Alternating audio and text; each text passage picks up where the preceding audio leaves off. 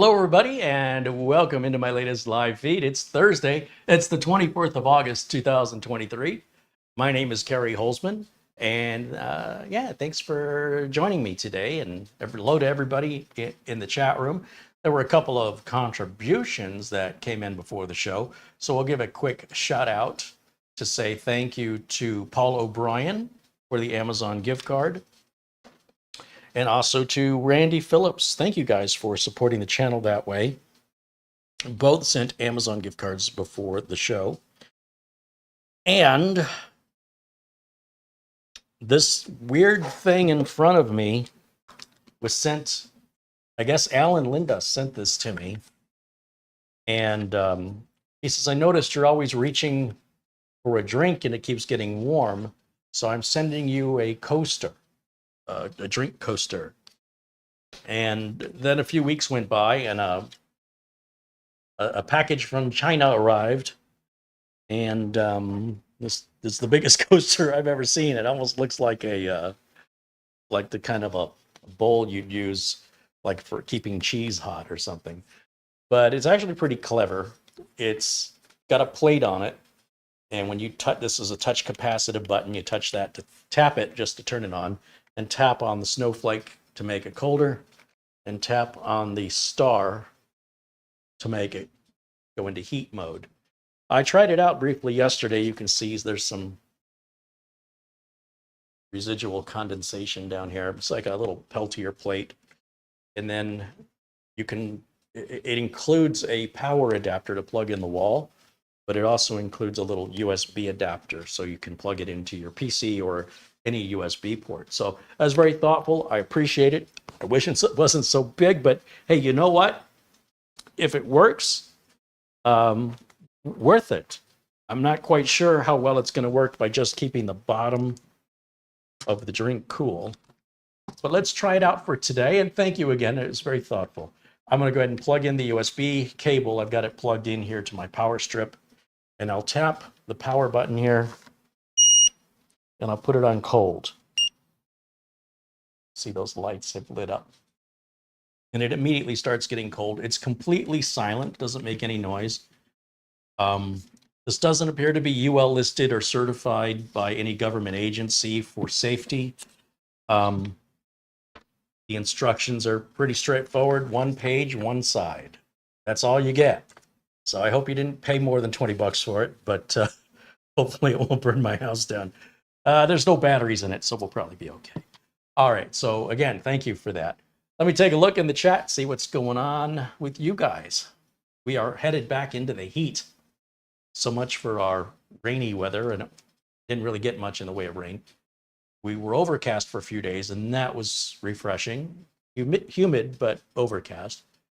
And yeah, so we're moving back up to 110 degrees Fahrenheit plus throughout the next few days. And I'm trying to stay indoors as much as possible as a result. All right. Let's take a look here. Hello to Ben Laird and Garfield Rupe and Paul O'Brien, Douglas Burchell, Ant and Carlos Hernandez, John Williams and Ron Barnish. Hello to Thomas MacT and Mark Baggett, Tracker 34. Hello to Marsman 50, John Paul Bacon, Dan Nilsson, and our friend Luke Greenia. Zach Bischoff has renewed his membership for month number 8. He says, hello, camera and Carey. Hello, camera and Carey girl. Hello, Carey and camera girl. And all in chat, it's my membership birthday. Yeah, you get those every month. Happy membership birthday. There's our friend Oystein, who watches us all the way from Sweden. I don't see our good friend Buster, but I'm sure he'll be watching us later. A lot of stuff going on. Personal stuff, so fully understand his absence today, but I'm sure he'll watch the replay. And when you do, hey, Buster, we're thinking of you. Paul 1980s says hello, as does Randy Wablowski, Jose Casimiro, Bill Knott also saying hello from Cincinnati. Peter Meyer says hello, and 55 Staying Dude, Linda, John Inglis, and David Moore, Shamim Kajvirez, Alhaj Depej, Chris Smith, R2 Rasenin, Danny Hartline, George Armstrong. Did I say Carlos Hernandez? Welcome in, everybody. If I've skipped over your name, it's not on purpose. I'm trying to get through it quickly. And Bill 142 and Edie Salt, welcome in. Mats Olof joining us all the way from Sweden. Oystein all the way from Norway. I can't remember what I just said, but it seems like I said the wrong person was in Sweden. That's a good way to kick off a show, isn't it? LRCX joins us from California and says hello. Edie Salt says they're joining from Armenia. Right on. That's very cool. I think you're the only viewer we have in Armenia. Of course, everybody's welcome here, regardless of where you're from. Just be nice. We'd love to have you in our chat room. Essential Working Too Hard says hello. So what are we doing today? Well, you see I've got a bunch of boxes in front of me. A couple of things I was working on yesterday. I had to get a computer shipped out, and I ordered an ingenious wireless bridge to replace the bridge I've been using. I've been sort of limping along on the wireless bridge I've got now. Think of a wireless bridge as an Ethernet cable without the cable. Each end of the cable is one end of the bridge, and you set the bridge at one end where one end of the cable plugs in. You set the other bridge, the other half of the bridge, where you want the cable to end up going. It's like a cableless cable, wireless cable. And they're making these bridges now so fancy they can work as access points and multiple distribution networks for spreading out Wi-Fi. And by default, for whatever reason, Ingenious sets it up as an access point.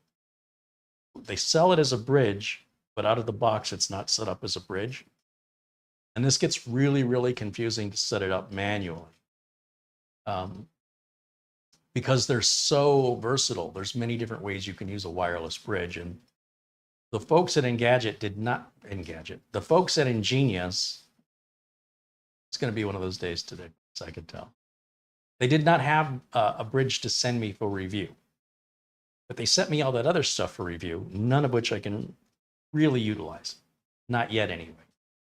So I went on Amazon, and since Ingenious is showing us support, I returned the favor and bought an Ingenious branded bridge, because the bridge I'm using is from China. It's some cheap Chinese made thing. And the one I replaced it with was another cheap Chinese made thing. And, you know, I'm trying to run a video channel, a YouTube channel on this thing, and I require it, you know, depending on it. And I don't know if the dropouts we've had recently are a result of other equipment failure, but my first thought is that's the cheapest piece of equipment in the whole chain. So I'll get a name brand, American supported piece of equipment, since this is pretty serious. So I started setting that up, and it was really getting me frustrated, because normally the way they come out of the box, you just plug them in and you can use them with the option of configuring them. But the way these came out of the box, it came out like I was trying to broadcast across the entire neighborhood, which is not what I want to do.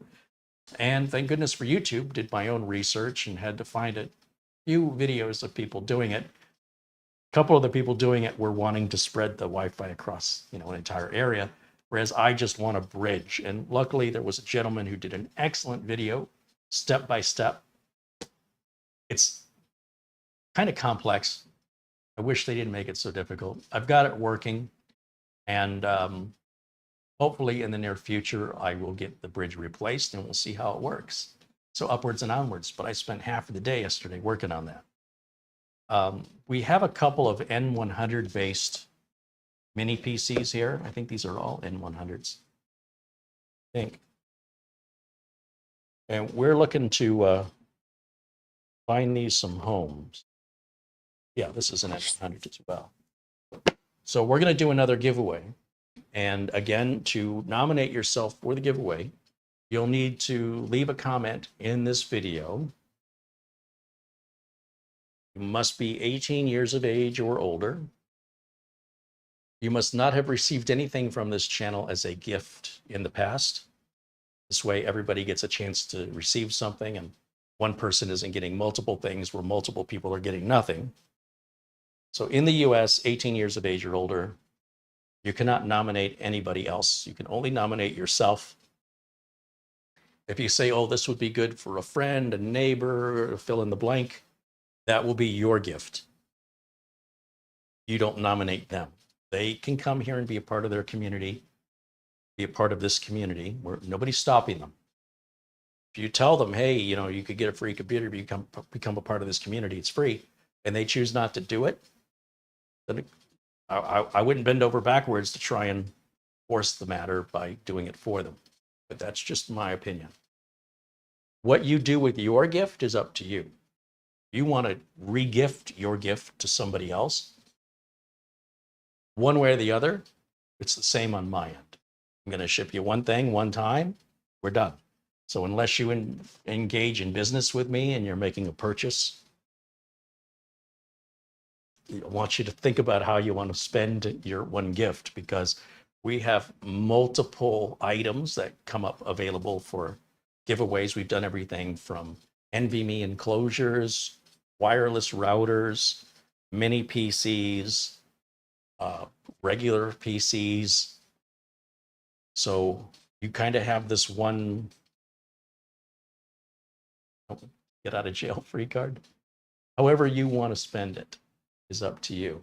Now, that's just nominating yourself. Just because you nominate yourself doesn't mean you're going to be selected. We have to see how many people are nominating themselves. Tell us a little bit about yourself, why you're nominating yourself, and why you should be selected. Put that in the comments, and we'll go through that. And we're going to find the people who will appear to be, who will benefit the most, whose life will be most improved by sending.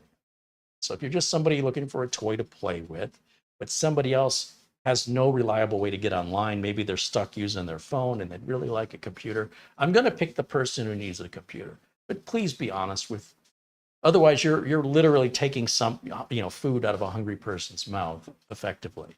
So I know we have a great community here, and that I know all the members that I'm familiar with are honest. Sometimes we get a bunch of people from the outside who join in on videos like this strictly to get the free thing and leave. And there's no rule against it, but we sure as heck would love it if they become a member of the community, if they like what they see and they want to stick around. And, you know, these giveaways are nothing compared to the value of the information I give away on this channel nearly every day on diagnostics, repairs, build techniques, customer service techniques, things going on in the industry, all from a perspective of an actual professional in the industry, not from some hobbyist or enthusiast living on the outskirts looking in. I'm on the inside, and I can give you the information from the inside, which I believe is way more value than any of this stuff, because that information will stay with you for life. This stuff here, it's good for a couple years and it gets obsolete, you know. And then the newness and excitement of it will wear off relatively soon, like any new thing. And then eventually, whether due to failure or just due to the fact of it's no longer capable of having the resources necessary to run modern day software, whatever you're using it for, it's temporary. Knowledge is forever. So that's my philosophy on it. And I do my best to try to weed out people who are trying to pull one over on me. Regardless, everything is recorded. So I know if I've shipped to an address before, I know if I've shipped to a certain name before. And we do our best to try to make sure the people most deserving aren't having items taken from them that, you know, deservedly should be going to them. And sure, if you're one of those people, I do hope you nominate yourself. So we've got the Chewy N100 mini PC, and there are video reviews on all these little boxes here. This is the Larkbox X. These are all N100s, so they're essentially a Celeron, but fully capable, Windows 11. Remember this guy?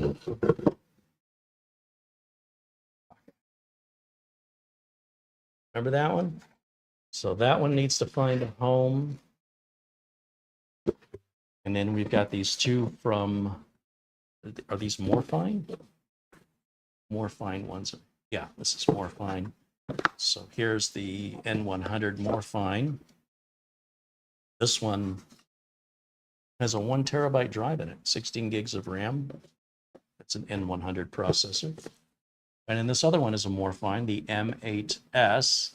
That's an N100 with 16 gigs of RAM. A little smaller, two Ethernet ports. If you want more details on any of these units, just search the manufacturer name and my name here on YouTube, and you'll see the videos that appear. Select the one accordingly.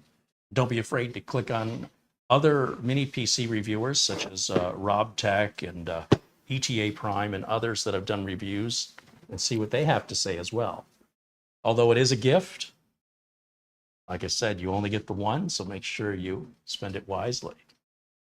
What I've got here in this box is not a giveaway, but rather because people have been generous lately, I went to AliExpress to do something I don't recommend any of you do, and decided to buy a mini PC that's not available for sale here in the USA. This is a Topton RGB mini PC. So as I open it up, you'll see we've got this colorful documentation. The PC is in a clear, the top half of it's in a clear case. And once again, I'm aiming for doing some reviews that you're not going to find at Rob Tech or ETA Prime or any of the other folks that do reviews, trying to find some unique content that you just can't find anywhere else. And to do that, I have to buy it. And then I can tell you, after I bought it, whether or not I'd recommend you buy it. Now, the short notes on this is it's actually a really good computer. But if you ever have a warranty issue with it, well, you're on your own, because shipping this back to China will likely take a month. It'll likely cost about $40 to $60 minimum. And for them to then repair it and ship it back will probably take another month. So do understand when you're wanting to save money by foregoing the insurance of buying from a reputable local retailer like Amazon, Newegg, Best Buy, that you are absorbing some risk. Now, that being said, as you can see, this unit, pretty plain Jane. There's really no markings of manufacturer on this. I think they even included some stickers. Is this the one they put the stickers in? That had like a serial number and model number or something. It normally is already affixed to the bottom of the computer. This one? Let's see what else is in there. Power cord. Double-sided sticky tape. Oh, there's a SATA cable, so I guess you can put a 2.5-inch drive in there if you want to. Stan Aristop with £1.99 contributed in Super Chat. Says, hey, Carey and chat, I'll watch the repeat tomorrow. Hey, right on. Thank you, Stan. So anyway, you can see we've got this little stand, which I guess you're supposed to put this on here like that. And I'll bring this up to the camera so you can see close up the way what ports it has. It's actually a pretty neat little computer. Now, I did order 3 computers from AliExpress. 2 are good, 1 is bad. So this is one of the, in my opinion, one of the good ones. This is an AMD-based mini PC. As you see, we've got our power button. We've got a headset jack or a 3.5 millimeter audio jack for headphones, microphone, or a headset. 2 USB 3s up front, USB Type-C, and then this button controls your RGB, cycles through the colors and patterns, and then it'll turn it off as well, and then it just rotates around. Nothing on this side, nothing on that side. Coming around the back, we've got 2 RJ45s. We've got another USB Type-C. You see a little square box? That means it supports video output via DisplayPort. We also have HDMI and DisplayPort out, and then what appears to be 2 USB 2s. At the top, we've got this nice clear cover, what you'd call that. And this was priced fairly. I think it was $270, something like that. Let's hook it up. Now, I did originally, when I received it, hook it up and do all the Windows updates, but it has been sitting on the to-do pile for probably 2 months now. The power adapter Oh, I'm going to take back what I said about that supporting video output. That's actually going to be our power input here. Yeah, that's not a little monitor. That's a little plug. So that's your power input.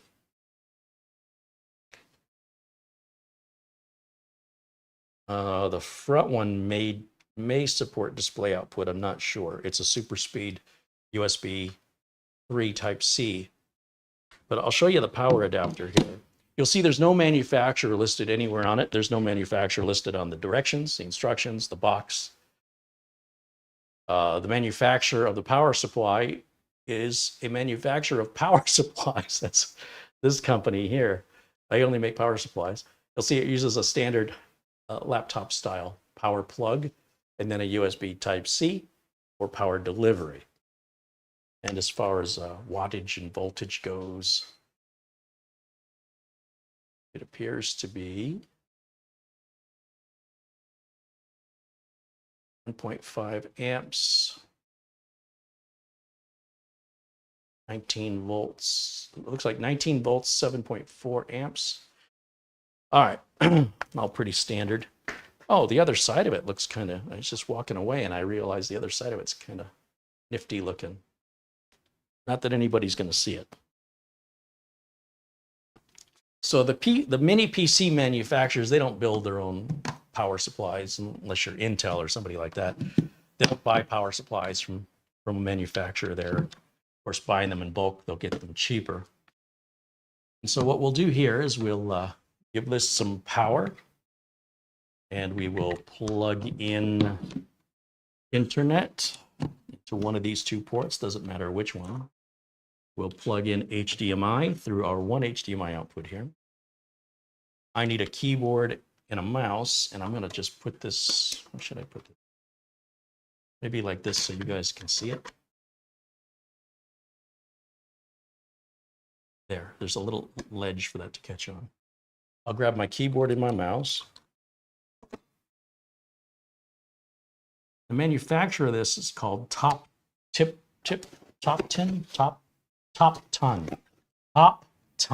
one word. Turn these on. We turn on my HDMI input on the capture card and put myself in a corner here. So I haven't turned this on in a couple months. It's probably missing some updates. I'm hitting the power, the RGB color LED will not turn this on. But this button down here on the opposite end will. And if I cut the lights, you'll see the color. And if I push the RGB light, you'll see it cycles through different patterns. There's sort of a breathing pattern. That looks to be static,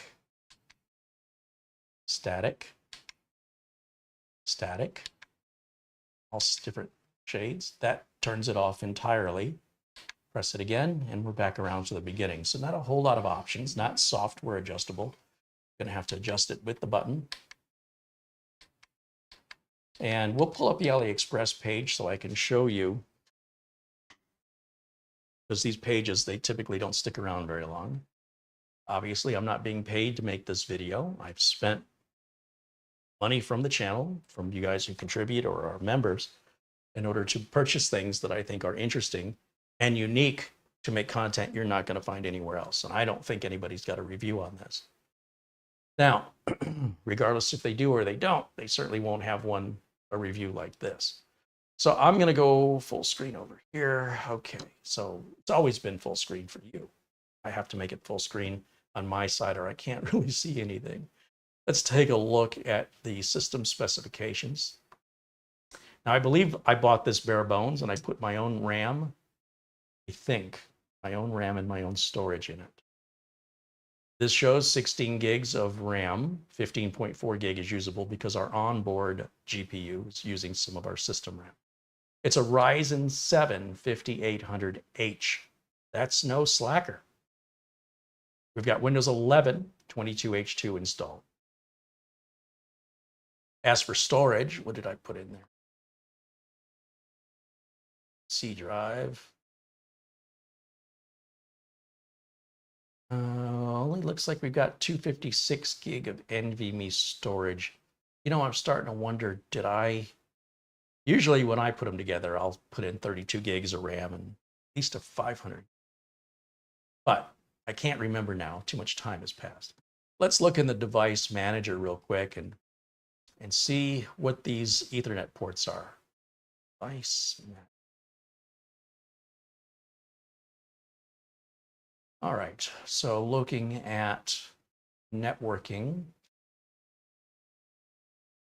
this has Bluetooth and Wi-Fi using an Intel i225. That's a 2.5 gig Ethernet controller on one of the controllers, and a Realtek 1 gigabit Ethernet controller is the other. Not sure which one I'm plugged into. The Wi-Fi is Realtek wireless Wi-Fi 6. It also has the Bluetooth built in, and that was included with the unit. If I go down here to this little square box, you should be able to see the properties of the Ethernet adapter and determine which one that I'm on. So I'll go over here to Ethernet. I'm showing we're connected at 1 gigabit here. So apparently the Ethernet adapter closest to where the power goes in should be our 2.5. Oops, should be our 2.5 gig. Yeah, that just rests on there. So if you put any weight on it, it just slides off. But it's all solid state parts except for that moving fan. Now when this connects, hopefully, we should see network 2.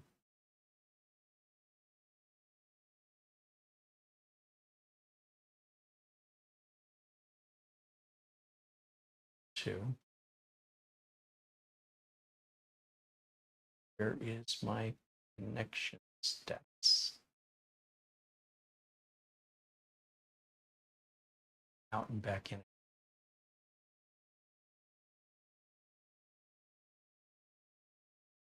Right click, network, Ethernet. Now we're connected at 2500. Yeah, so the 2.5 gig LAN connection is the one closest to the power supply. And the other is the Realtek 1 gig.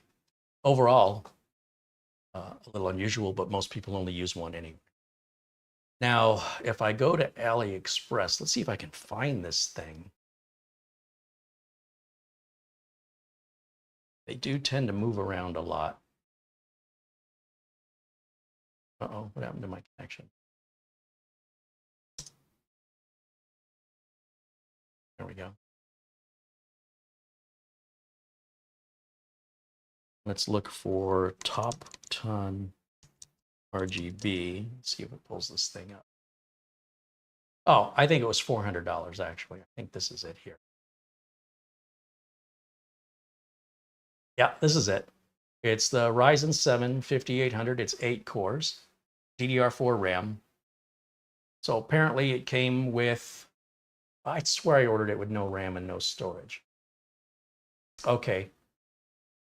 So I was closer. I think I'm confusing myself now. I ordered this without RAM or storage. So it was $276. And then I put my own, I must have used some RAM I had laying around and probably something that came out of another mini PC that I upgraded. Same with the NVMe drive, threw on Windows 11. I bought a license for Windows 10 and used that Windows 10 license code, put that into Windows 11 to activate it. I'm pretty sure I did. Let's just, before I speak too soon, let's go back to, let's type down here, activation. See if Windows is activated. Activation state is active. Yeah, so I'm guessing that's what happened. I thought it was around $300, bare bones, and put my own RAM and drive into it. I didn't want to put a lot of RAM or storage into it unless it was deemed worthy to have more. It is a little bit noisy. I mean, I can hear the fan running. It's very pronounced, but it's very unique looking, and for $300, it's hard to complain, in my opinion. Now, does anybody have any questions about this here in the chat room?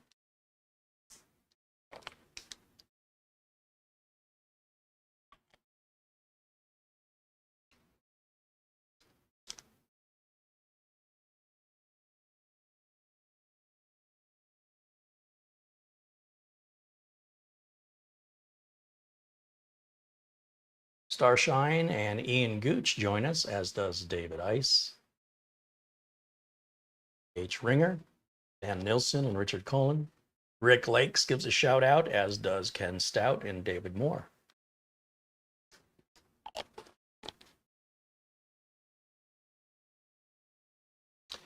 Daniel Emberley says, with all these mini PCs, I've always wondered about replacement fan availability and ease of replacement.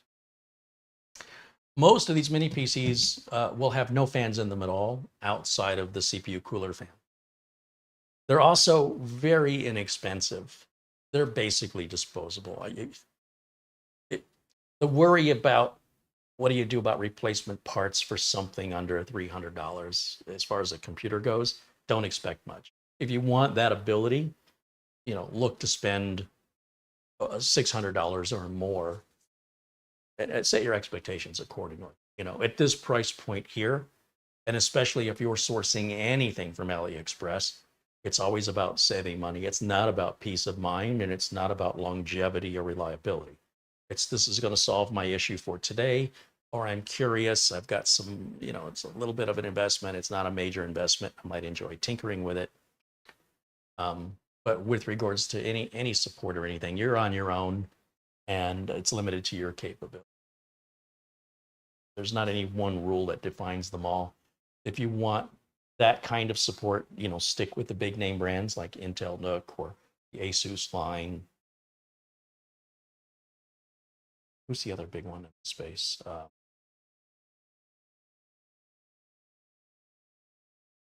There's a couple others where they're sold here, manufactured.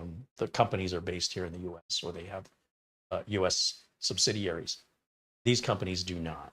So by that, they can sell it to you for less. So you got to pick one. Do you want to save money and get more for your money, or do you want peace of mind and a little insurance, i.e., warranty and support? If you're the kind of person who never needs warranty or support, you usually take care of yourself, and go for it, save money. If you're the kind of person that always needs help or things always seem to break on you, be sure you spend a little bit more so that you're buying from a reputable US seller with a US base, so that if you have any problems, you have support and the ability to return it without having to ship it overseas, where it could be gone for months. So yeah, don't put your heart and soul into something so inexpensive. Don't expect the world of it, and you won't be disappointed. You expect the worst and hope for the best.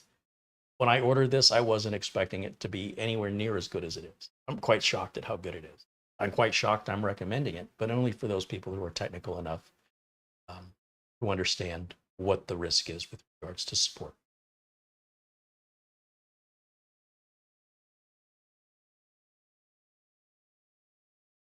Chris Garrett joins us and says hello. Hey, welcome in, Chris.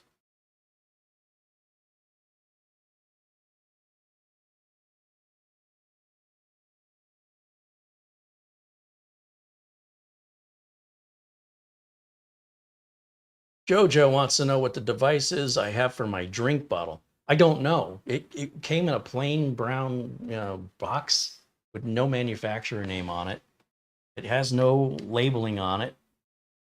It says it's a K1812. Maybe if we look at AliExpress for K1812, maybe we can find it. Viewer mailed this. Alan Lindus mailed this. So I had no say in it. Didn't even ask me if I wanted it. Just sent it.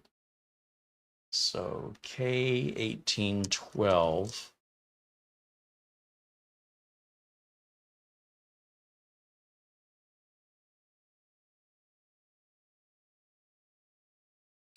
Seeing it there.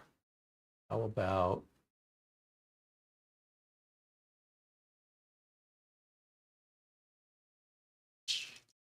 K-1812?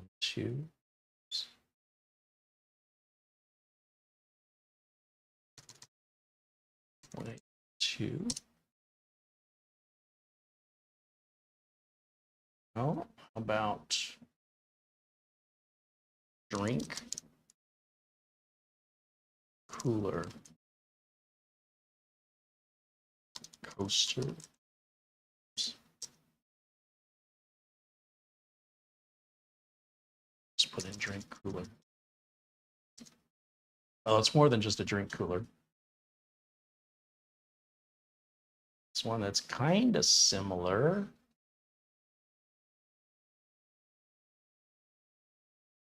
That, no, that's not it. Similar. Definitely looks like something from AliExpress.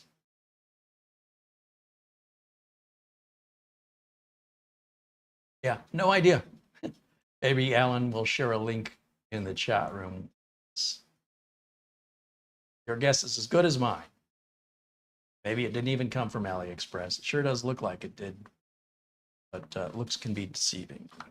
It definitely came from overseas. It was shipped and had to go through, shipped from another country, had to go through customs. Gary Tatum shares a link to Amazon in the UK that shows it's a drink holder, hold retention, 114 degrees. Let's see, let's go to here that. Where's my window capture? There it is. Took me a while. So this looks like it's $55. That's yen, isn't it? We change the United States. Change address to United States. Change your location. Shipping available to United States.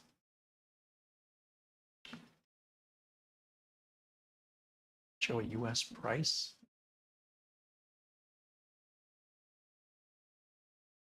Looks like you found it. It's just difficult to know what the price is for that.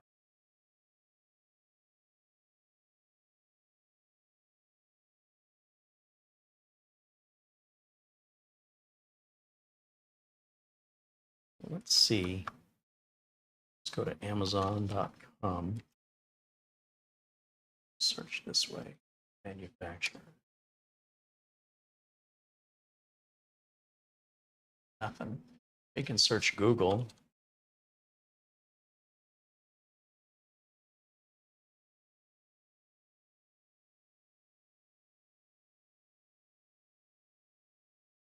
Hit the shopping tab. Yeah, no idea, folks. Your guess is as good as mine. And I'm not necessarily recommending it. I don't even know if the thing works well. This one's a little more appealing because it's not so big. Is that a drink cooler? Oh, it's not even a drink. That's not even a drink cooler, Carey. That has nothing to do with what we're talking about. All right. Well, there you go.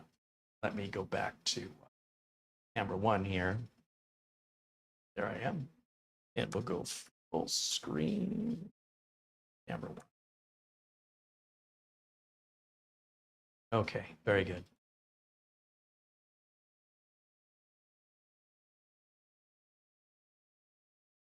Wasting provides a link to Amazon US. Let's see what his looks like. Yeah, that's just a completely different thing. So yes, they do make these drink coolers or heaters, right? If you're drinking coffee, you want to keep something warm. They're all pretty much the same technology, but just very different looks. So the link Oisting is provided is for Amazon US, and it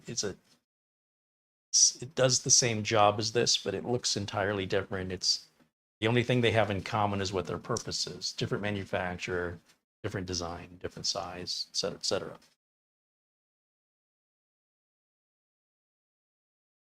Starshine says 5,500 yen is 38 US dollars, $38.40. Sounds about right.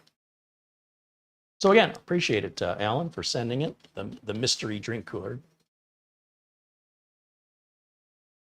Should we check for updates? Oh, that's a good idea. Let me go back over to my OBS settings here, and we'll go back to HDMI input, turn off camera 1. I had updated this, so there shouldn't be much in the way of updates. Here, there, let's update, install all,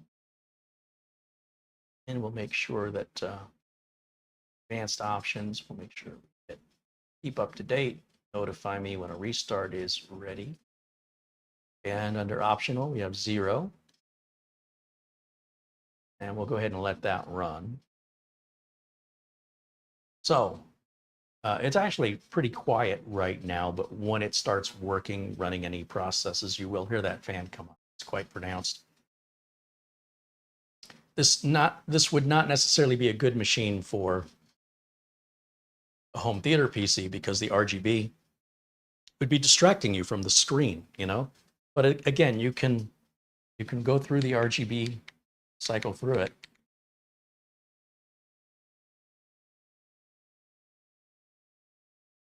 It does turn off. I think even if you hold the button in, that should also, yeah, that turns it off as well. Yeah, and this thing just very lightly rests on what is essentially a bookend. So nothing really locks it in there. So it will slide off. But the good news is there's really no moving parts other than that decorative fan on top, and then of course the CPU. Joe says he loves my video. Well, thank you, Joe. Very kind of you. Al has provided a link to Amazon for what is, let's see. Oh, that's the same link. That's Amazon Japan.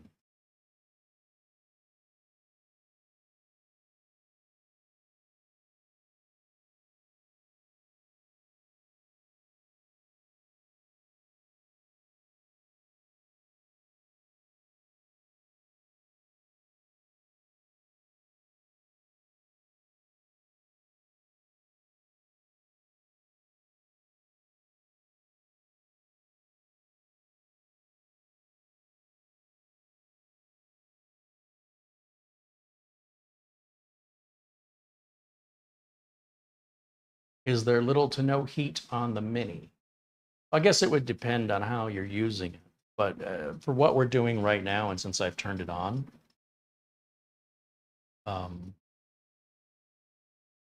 it's not even, it doesn't even feel like it's on. There's a little bit of warmth towards the base of it, but up by the fan, obviously, it's very cool. So overall, and I don't understand the internet. The people who go on the internet, who are kind of make up a lot of the majority of people who are going on looking at computer information, seem to be unhealthy in the sense of they have an obsession with heat, as though this is a constant battle they're having. I haven't seen a computer with a heat problem in a very long time, and it's probably less than 3% of all service calls, probably even less than that, deal with heat. So I don't know what the obsession is with heat, unless these are people that overclock their machines or overvolt their machines, thereby creating the heat. But if it's run the way the manufacturer has intended, you should never have a heat problem. So it's very odd that people talk about it so much and obsess about it as though it's a real battle. It's like we live on two different planets. But be that as it may, no, it doesn't have a heat problem.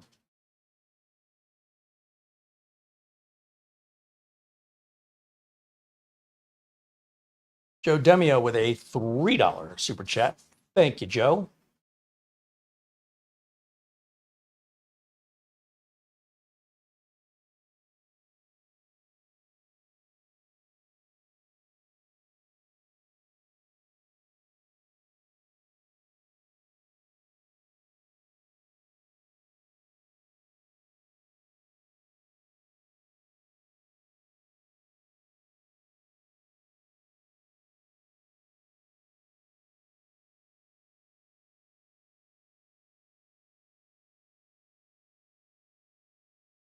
Claudio says I have a B-Link that has the J4125 CPU that's been working for the last 2 years for a Linux server with Dockers.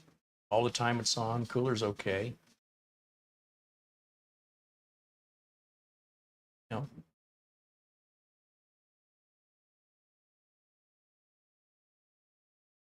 yeah, those little J Intel CPUs are great for lightweight OSs like Linux.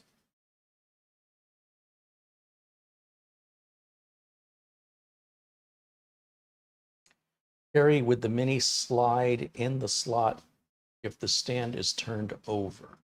I don't think the mini PC has any sort of groove. It's perfectly smooth along all sides. And the stand appears to be multi-directional. It doesn't seem to have a top or a bottom. No indication to say which way is one way or the other.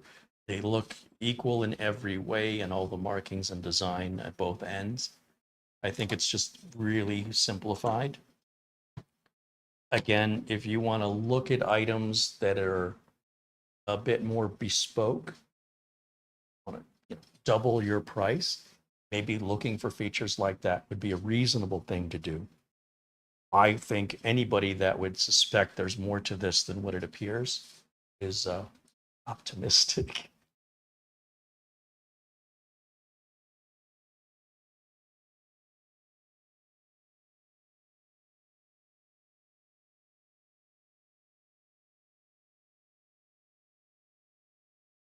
Alesh says Ace Magician is going to mail him a new AD15 mini PC by the end of the month. He's going to replace his.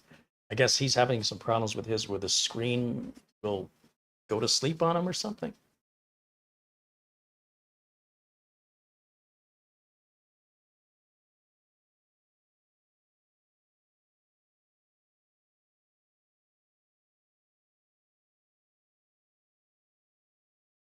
Oh, are you guys asking if you turn this way, will it fit in like that? I suppose you could do it that way too. The reason I put it in this way is if we go to the AliExpress website. Let's go back over to. I see what you're saying now. Let's go to the. Let's go to this computer's input here. There we go. And let's look at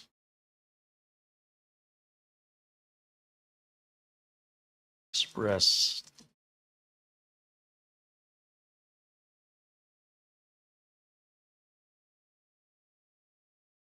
Express. This is Topton RGB. In the pictures,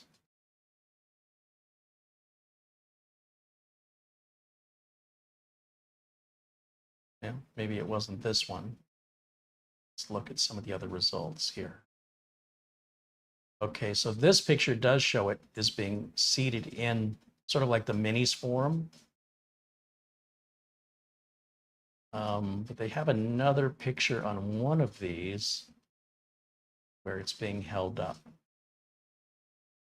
So I don't know if maybe the people taking the picture misused it. Here it is that being used that way as well. So it does appear that I'm not using it correctly, but I swear to you when I ordered it, you'll see that it's offered in many different AliExpress stores.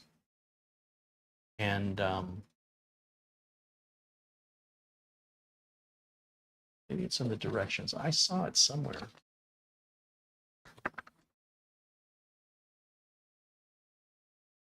Mention of the stand?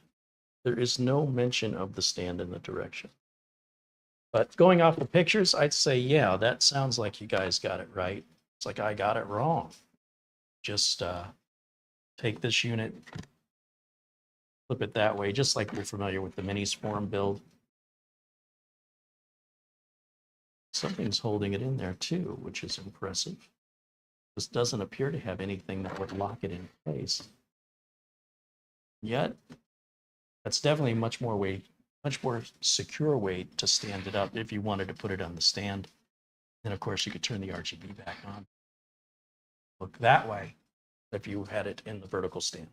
So, okay, good to know. Sharp eyes.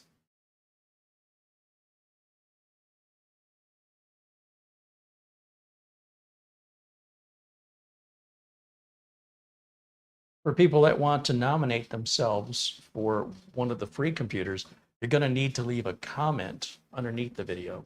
It's not going to be dealt with in live chat. So you'll wait till the video is over and then go ahead and leave your comment.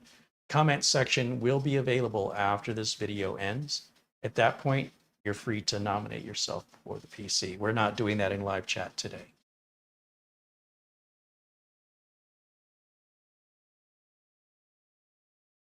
Richard Palmentier said he's working on his new build. The computer won't turn on. He's got a Gigabyte H610M motherboard, socket 1700. Doesn't tell us what CPU he's got or what RAM he's got, what power supply he's using.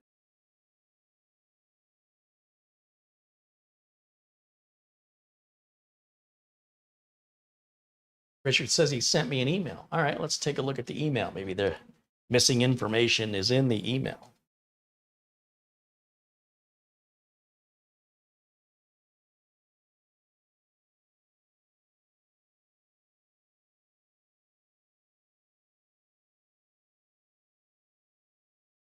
Luke Greenia sends a $50 PayPal contribution. He goes, because you're doing another giveaway, I'll do one too. You've been chosen for this gift. Thank you for all you do. Thank you to Luke Greenies, a regular contributor here. Appreciate you very much.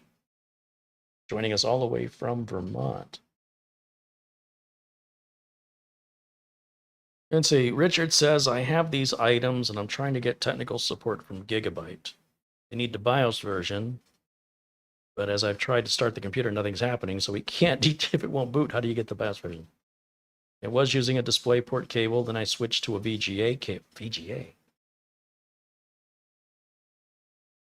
Reset this CMOS battery using the Corsair 110R case. I've reinserted the memory modules. Power LED turns on. When I turn on the power supply, I hit the on button, the case and monitor blink and power saving. Let it sit for 10 minutes, nothing. As far as I know, the only way to get the BIOS version is through the BIOS. That is correct. Using an EVGA 500 watt GD80 plus gold power supply. He's got Corsair Vengeance LPX 16 gig, 2x8 gig DDR4 3200 speed. Using a Gigabyte H610 S2H DDR4 with an Intel Core i5 12400F. Well, make sure that you've got both power supply connectors. A lot of people forget that second power connector that has to go up by the CPU. They put that big chunky 24-pin connector on and then completely forget to put the little 8-pin or 4-pin CPU power connector on. Make sure you don't have anything else plugged into the motherboard. No keyboards, no mice, nothing. No internet, nothing USB, unplug everything. You only want your monitor connected. Now, the problem you're going to have is you bought a 12400F. So you bought a processor that does not have built-in graphics. I'm just realizing now that you bought a graphics card-less video GPU. So you have to provide your own graphics card, or you need to buy the right. Any Intel graphics card that ends in the letter F means that it has no video. No video. So you're not going to be able to see anything without video. So you'll need an Intel 12th or 13th generation CPU that either ends in no letters or ends in the letter K. Now, if it ends in the letter K, you'll additionally need to provide a cooler, because the Ks are the unlocked processors that enthusiasts buy. And enthusiasts will always turn up their snobbish noses at stock coolers. So Intel no longer includes stock coolers for the snobs, because they're just going to insult it anyway and replace it. So if you bought a regular 12400, for example, without the F, you probably would have been just fine. But if you buy an Intel CPU with the letter F as in Frank, that means you have to provide your own discrete graphics card. Same is true with AMD chips that do not end in a letter G. If the AMD CPU ends with a letter G, it's got built-in graphics, otherwise it doesn't. And you have to provide a graphics card separately.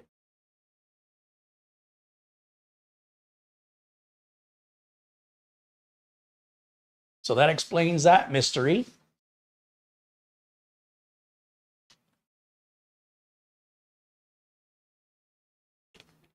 Richard Palmentier says, I have a GPU. Well, does the GPU require power, Richard? What's the make and model of the GPU?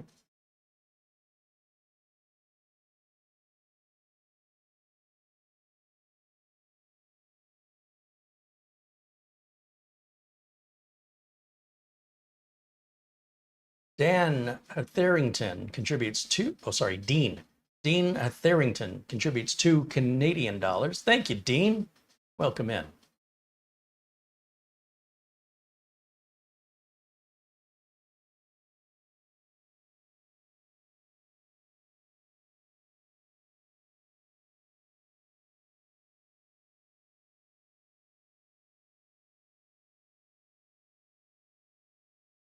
See how this computer's doing.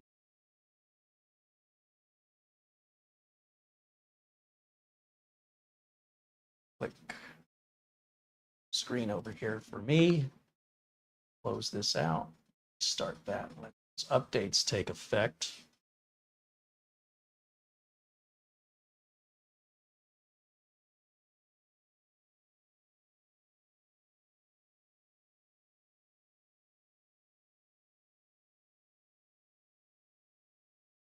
Douglas wants to know how the Gatorade's going so far. Well, it hasn't been out long enough yet. I can't really tell if it's doing anything.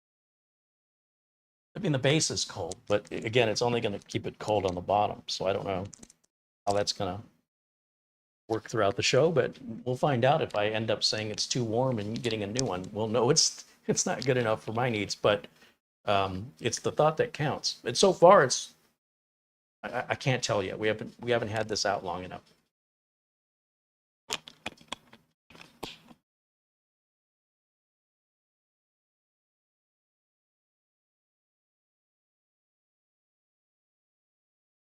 So I'm still waiting to hear back from Richard Palmentier on the make and model of graphics card and whether or not that requires power. Because if you have a graphics card that requires power from the power supply to be plugged into it, and you have not done so, it'll exhibit the same symptom he's describing. Douglas thinks this little chiller is probably better for metal cans. You're probably right, but I don't know why it's so wide. It's massive. I don't know why it's so tall. Why is it so big?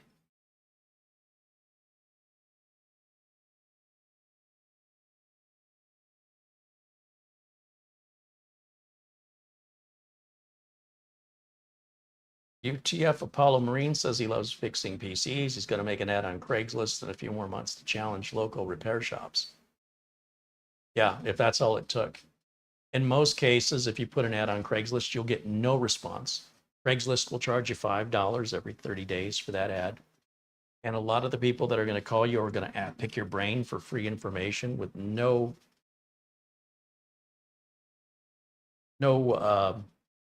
intent to actually hire you. Craigslist is a big time waster. But try it, see for yourself. And then, of course, people on Craigslist are looking to pay next to nothing. And people on Craigslist always have the worst, oldest equipment that needs the most amount of work and are the soonest to complain and pay the least. But if that's what you want to do, don't let me step in your path. I would hope that you would aim higher than Craigslist, but everybody got to start somewhere. Joe DeMio with a $2 super chat. Thank you, Joe. Thank you again. Roy G. Bibb said the cost for a 1 terabyte Samsung NVMe drive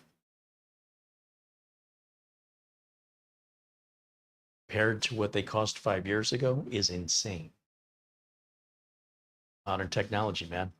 That'll make you feel old when you start realizing, when you're able to compare what something was 5 years ago or 10 years ago, and oh my gosh, how cheap it is.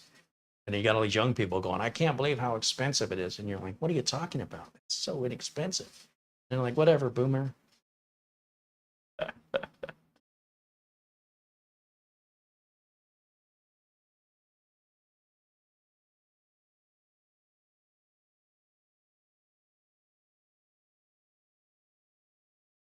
Arnold corrects me and says all AMD Ryzen 7000 series CPUs have integrated graphics with or without a suffix. I didn't know that. Thank you for letting me know. I haven't touched an AMD CPU, a modern one, since it's been over a year. Certainly, I've never done an AM5 build. I've never even seen an AMD AM5 compatible chip in person. But, there you go. Randy Phillips said it's 100 degrees Fahrenheit in St. Louis. It feels like 111 with this humidity. That sounds like misery, Randy.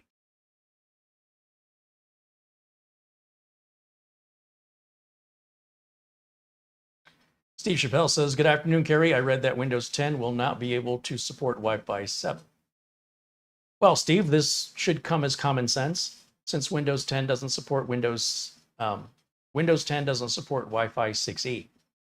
So it would make sense that anything after, and including Wi-Fi 6E and beyond, I mean, how would it make sense that Windows 10 would support Wi-Fi 6E, not support that, but then it would support Windows Wi-Fi 7? It's not going to just skip one. No. Windows 10 Wi-Fi support ends at Wi-Fi 6. You can't go 6E or beyond, period. If Wi-Fi 8 comes out, when Wi-Fi 8 comes out, guess what? Windows 10 won't support that either.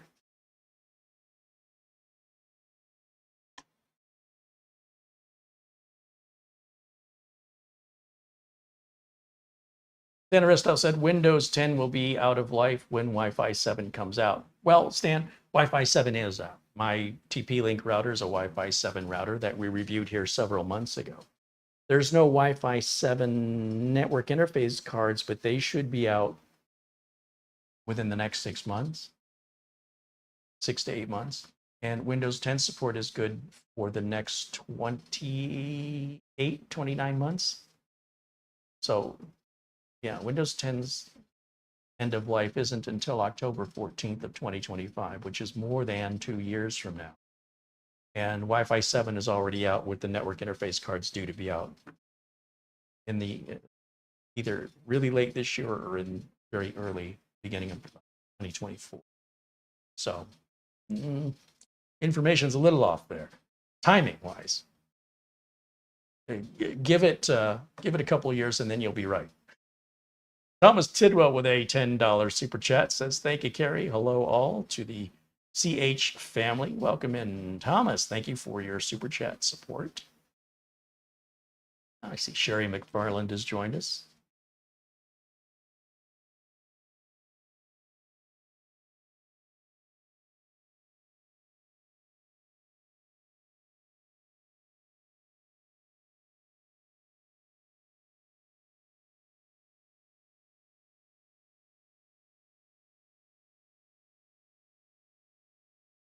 So you could go on Amazon and you can buy a Wi-Fi 6E network interface card, and you can plug that into your motherboard, you know, under one of the PCIe slots, and you can load the driver for it in Windows 10, and it will connect up to Wi-Fi 6. The Wi-Fi 6E part of it won't be enabled until you install Windows 11. Just an FYI.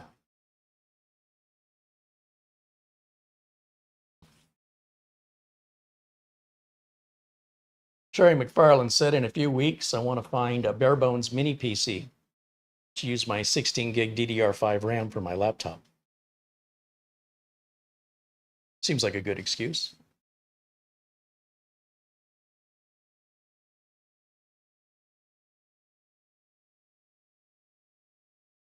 So as far as the giveaway computers go, we have the Chewy Larkbox X, we have the Morfine M8S, and we have the Morfine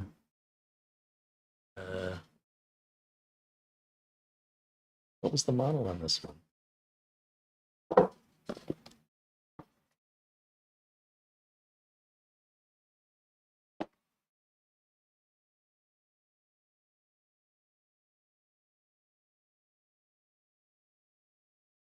M9.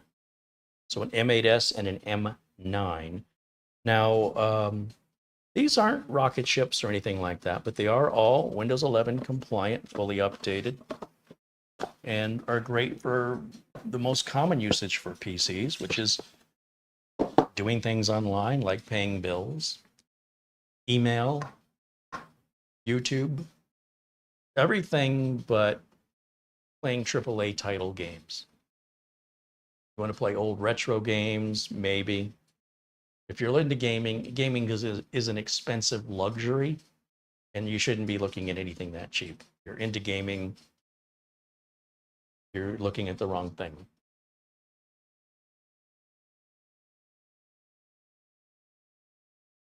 And so when you nominate yourself, let us know if you're nominating yourself for the Larkbox X, the M8S, or the M9. And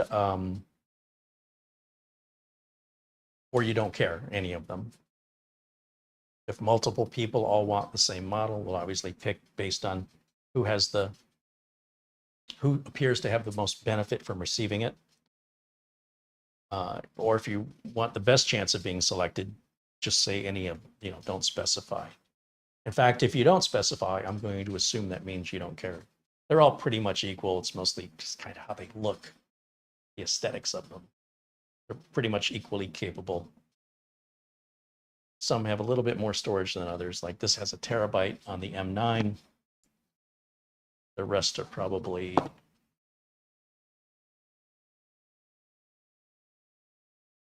256, 512. What does this one say? This one's 512. This one, the M8S, 16 gigs of RAM and 100, but I didn't write down the size of the drive. I'd have to go back, and you can pull up the review videos I've done on these by just typing in Carey Holzman is one word, and then Morfine is one word. Search YouTube for that. Chewy, C-H-U-W-I, and you'll find the full review videos. Each one of these has a dedicated review video. Mats Olof contributes 100 Swedish krona. Right on. Thank you, Mats Olof. Bill Wickens pops in and says hello from Vancouver, Washington.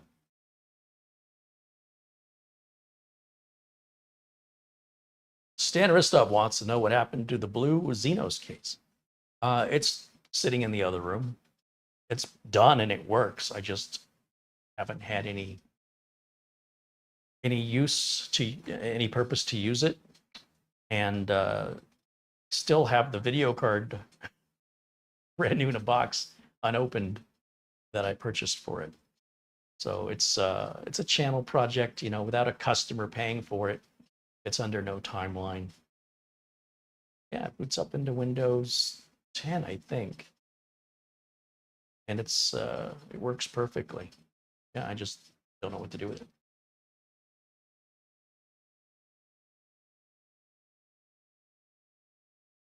Richard Palmentier said he's using an NVIDIA GeForce GTX 650 4 gig. The GeForce GTX. Who makes it? Who makes that GeForce GTX 650?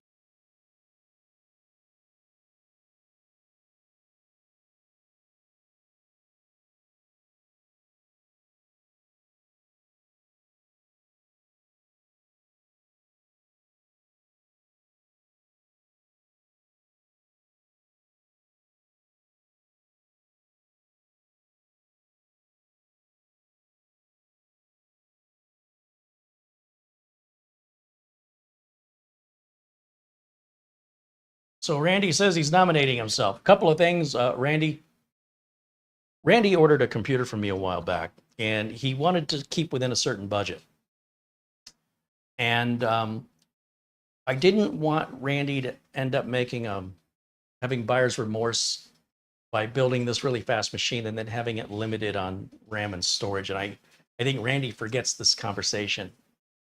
But Randy told me about a situation, and I just said, look, I would feel terrible to sell it to you with this configuration on your budget. So I'm going to put that extra RAM and extra storage in at my cost. So Randy got that computer for $300 less than it cost me to make it. So because I did that for you, Randy, that's like receiving a computer and getting it. So technically he did buy a computer from me, but I put free additions. Basically, you got a free storage bump and a free RAM bump that he didn't pay for. So for that reason, he would not be eligible. He's already received a gift from the channel, but I do hope that computer's serving you well, Randy. Also, please do nominate when you want to nominate, not in the live chat, but in the comments section below the video. That comment section may not be available to you until the video is over. Please do not nominate yourself in the live chat. Essential working too hard said, is the cooler keeping your Gatorade cool? Yeah, you know, so far, but normally my Gatorade would be cool this far into it anyway, so it's too early to tell. UTF Apollo, can we nominate others in chat for the giveaway? No, you can only nominate yourself, and nobody should be nominating anybody, including themselves. I may just stop doing the giveaways. I'm getting really frustrated that I have very simple instructions, and it's like I got to keep repeating myself. People aren't listening. So please, if you want these giveaways to continue, you've got to not make it so frustrating for me. I'm trying to gift something to somebody deserving. And if it's this hard to do it, I don't have to do it. So please follow my instruction. And if enough people just want to continue to not listen, then I'll just stop doing the giveaway because it's not worth it. It's frustrating. The rules change from one giveaway to the next, and it's done with intention to make sure people are listening.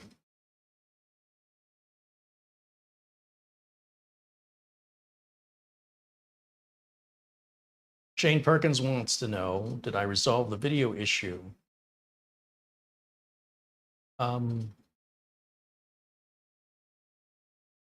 No, I don't know. The video issue just seemingly went away. I don't know why.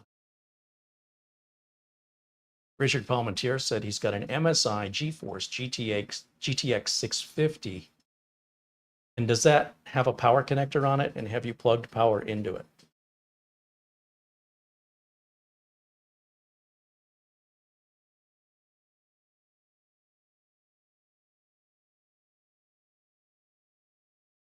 The reason computers cannot be shipped to foreign countries is because your country is going to hold it hostage.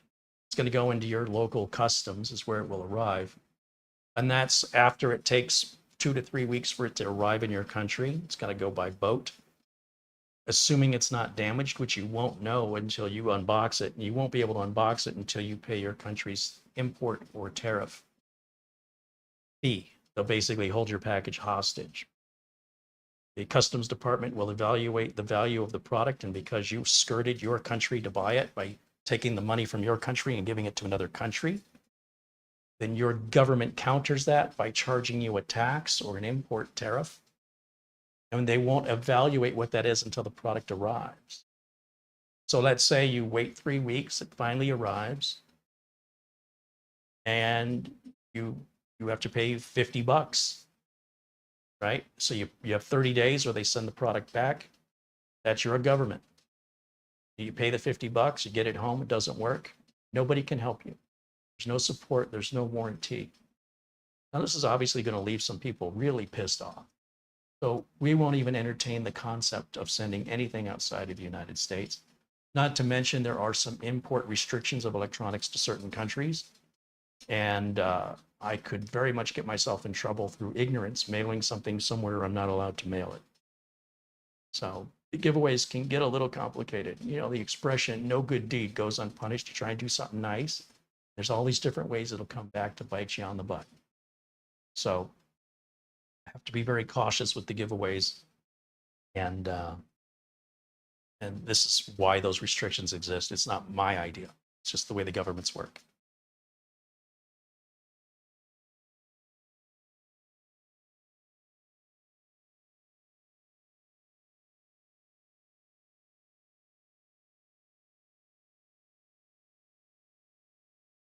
Richard Palmentier says his graphics card does not need power. Well, I think you've got a bad graphics card. That's what it sounds like. Because most cards like that GTX 650 you're describing do in fact require power. I think you're not seeing it.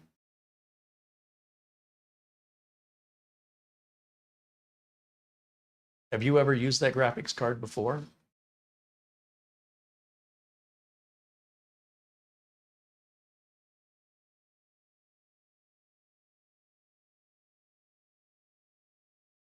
Dee Dee says, good afternoon, Carey. I want to express my appreciation for the recent broadcast you did on the wireless networking device. Well, thank you, Dee Dee. I'm glad you appreciated that video. And of course, my thanks to the folks over at Ingenious for sending the products for us to review. Russell Stewart says hello. UTF Apollo Marine says he once attempted to ship a Dell computer to another country. The shipping was $1,500. I shipped a computer to Australia and the shipping was $1,400. And when the computer arrived, there was an import fee of $450. So it costs, the total cost was around $1,850 to mail the $2,500 computer. We were within the person who ordered it, they paid for it, accepted that they would, if there was any damage in shipping or any problems, they would not hold me accountable. But it was still a massive pain in the butt. He had a 5,000 Australian dollar budget to work with. He had a 5,000 US dollar budget to work with. So when it was all said and done, he was still well under his budget, and the computer arrived perfect, no problems. But yeah, that's very, very nerve-wracking. Best, if you're going to order electronics, order them from within your country so you have product support. There's no long delays in shipping. And those long delays in shipping also open up opportunity for shipping damage. The further it's going and the longer it's, being moved around from truck to ship and different trucks and different warehouses. They throw these boxes around. Holy cow, man. It's not worth it. Just support your local region. Your neighbors need a job. You know what I mean?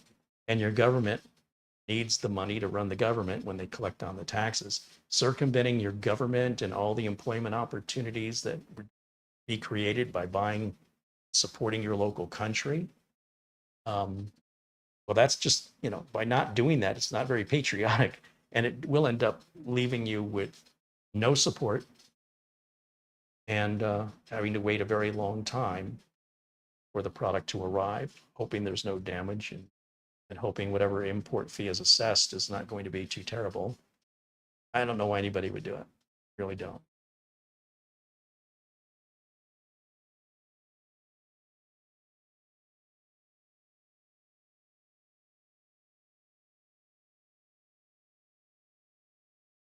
UTF Apollo Marine says, also shipping, pack the PC yourself. Never, ever pack the PC yourself unless you don't want insurance. You see, if you pack a PC yourself and it arrives damaged, but the shipper didn't pack it, the immediate answer to your insurance claim is no, you didn't pack it properly. If you would have packed it properly, we'd give you insurance. They'll take your money and offer you the insurance, right? But only when you file the claim are you going to find this out.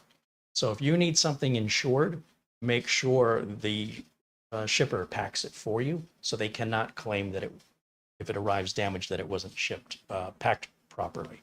So I got to strongly advise you, do not, never, ever pack something yourself that you're going to insure, because you will never get that insurance claim approved.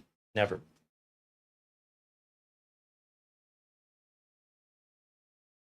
Fred Mays joins us from Michigan. Welcome in, Fred.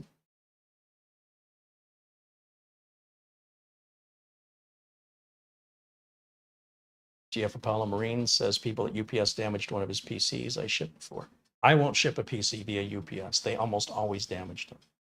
So I go to FedEx and I pay FedEx to pack it and box it. FedEx has these really nice double thick, double walled cardboard boxes. UPS uses a single wall box. It's just terrible. And I found FedEx to also be the cheapest. And they've been very consistent with their delivery estimates. Nothing has ever arrived. I wouldn't say nothing. One thing arrived broken, but it wasn't obvious. It wasn't like there was a dent or a big side of the box was crushed. It was just, I don't know, some part must have just been jarred hard enough. That was a graphics card. And I won't ship graphics cards anymore. Like if somebody wants a gaming PC, I'll ship them the computer. They can go buy whatever graphics card they want from anywhere they want to buy it and just plug it in.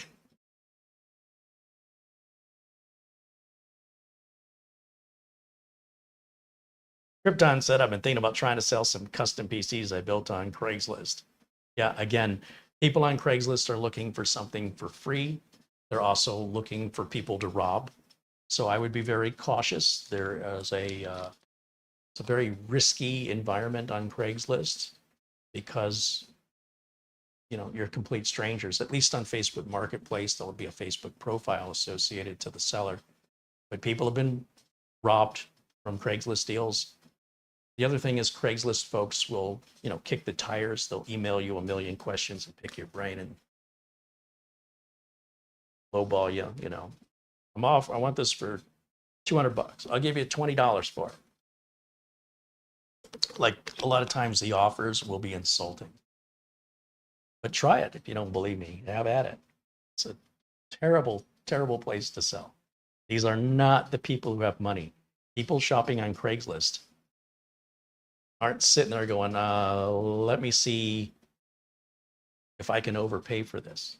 There are people that are basically wanting to buy something dirt cheap. And they're hoping you're desperate enough that you put it on Craigslist that you'll take just about anything they offer. They just assume I'm going to help you out by taking that computer off your hands and I'll give you $20 for it. It can get very insulting. And you will deal with people trying to scam you. You will deal with people spamming you. And you might get 20 inquiries with one sincere inquiry out of the bunch. It's a hard way to make a dollar.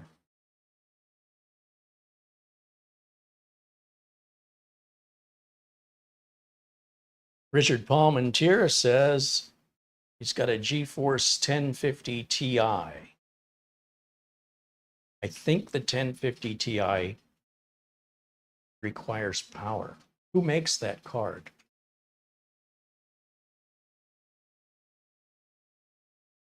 It's difficult to help people remotely when they can't even tell you what they've got. So it's hard to really be able to provide any accurate information based on inaccurate information. So you might be rushing things there a bit, Richard. Time to slow down. Let's see what arrived in the mail. Oh, got some RAM in the mail today. All right. I've got a build coming up. Kind of a funny story. I have this spare ATX motherboard with a 9600K processor, just kind of looking for a home. And I thought, I can make a build video out of this. So I went on Amazon and was looking for a very inexpensive ITX case. And stumbled on a really, really cool looking ITX case, which really needs a liquid cooler. Which really, there's also a really cool solid state drive I wanted to use that I think would look good in this case. But it's a Gen 4 drive, and that 9600K motherboard isn't going to support Gen 4. All right, so I ordered a motherboard and I ordered a CPU. And then I realized I should probably put RGB RAM. Oh, and I'm going to need a small form factor power supply. So I ordered one of those. And then what arrived was a standard ATX power supply. Because when I searched SFX power supply on Amazon, one of the first ones that came up was a good deal. It looked great. But it was a sponsored search result. And unfortunately, even though my search result was for a small form factor power supply, um, the sponsored ad was, I guess, just triggered on the keyword of power supply. And I didn't pay close enough attention. So I got the power supply, and it's, it's a regular standard desktop power supply. It's $110 that I didn't need to spend for a computer I don't need to build. Needless to say, I had to go back on Amazon, go a little slower this time, and be more careful about making sure what I'm ordering is a small form factor power supply, and then file the return for Amazon, take that back and send it back and get my money credited back to me on that. I should be getting the case by early next week. It could arrive anytime, but early next week at the latest. And I'm still waiting on the motherboard, and I'm still waiting on the solid state drive. So that's not a build that's going to happen tomorrow, but maybe next Friday. And it's just for fun. In the meantime, I'm still stuck with this ITX board with the 9600K, which the whole reason this whole thing even started, this whole little project, was just to find a cheap little mini ITX case to put it in. Once I have it together, I'd offer to sell it, I don't want to sell it just as parts. It's too easy to damage it in shipping, or to have somebody who doesn't understand what they're doing damage it and then claim I sold them something bad. So I need to have it installed and working in a complete system. Then I'll sell it as a complete computer, and I can prove that it works, and it's safer to ship it in the case than just, have the parts out.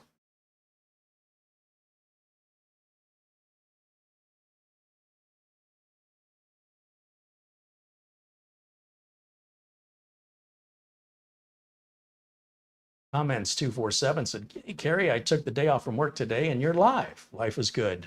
Thanks for joining us, and hope you're enjoying your day off." Frank Jimmy said, "Buyers on Facebook Marketplace are also cheap, constantly offering half of asking price. I have no problem telling these buyers that their offer is insulting." Yeah, but at least with Facebook Marketplace, for the most part, you're dealing with real people who have profiles on Facebook. With Craigslist, you don't know who you're dealing with. You could be dealing with some guy in India who's trying to pull a scam on you. They get real creative with their scams too. Be careful out there.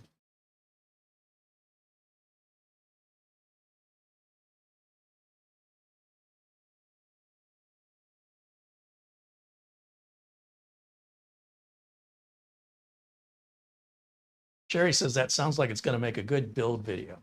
Well, that's the whole point, right? I know the build videos and the repair videos typically do quite well on views, but they cost a lot of money. So it doesn't really make sense for me to spend $700-800 on computer parts to make one video, and that video earns me $200. Like, how does that make any sense? So that's why you've seen fewer and fewer build videos. Now, if I have a client that calls and orders a computer from me, I will show that build on camera. That's how this whole thing all started back in the day. But I guess I build them too good. Everybody's computer's running. Nobody needs any new ones right now. So there hasn't been any to build. Some of my clients have wanted some mini PCs, and there's nothing to build there. So I've got 3 of my clients running mini PCs partially in their office right now. And I provided those. I sold those and provided them. But obviously there was nothing to build there. Mark Gaines with a £2 super chat. Cheers, Gartha. Carey. Gartha? Right on. Thank you, Mark. Mark joining us from Northern Ireland. Hey, Mitch Morrison joins us. Hello, Mitchell.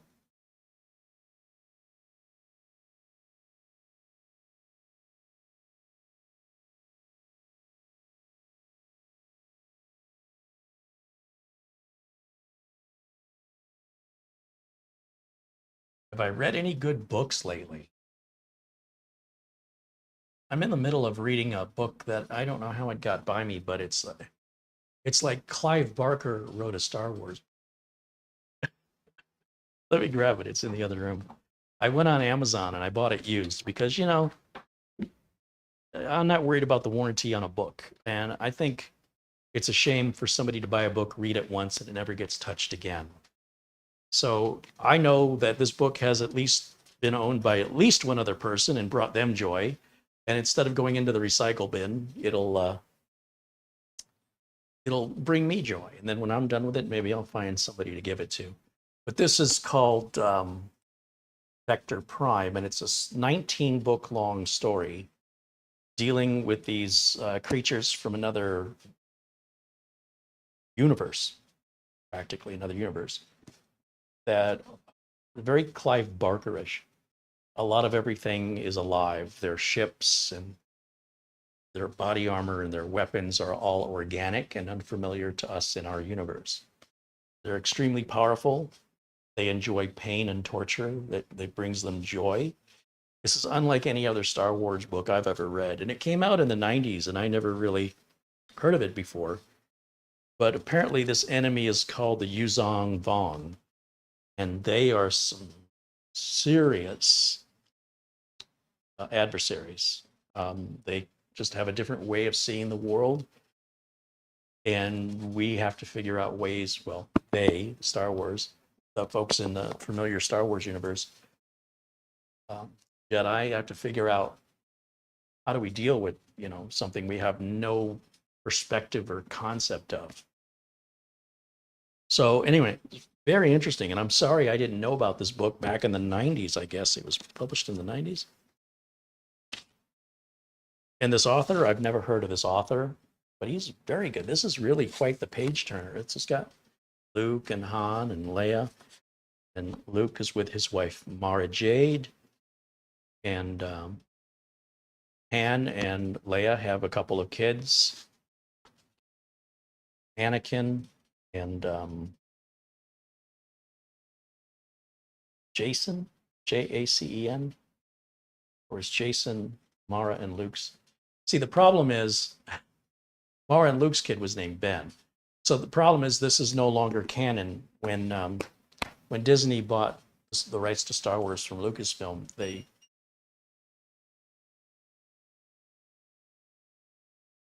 okay, my little drink coaster's beeping. What does that mean? When Disney bought the rights of Star Wars from Lucasfilm, they said, okay, none of that stuff that happened in the books counts.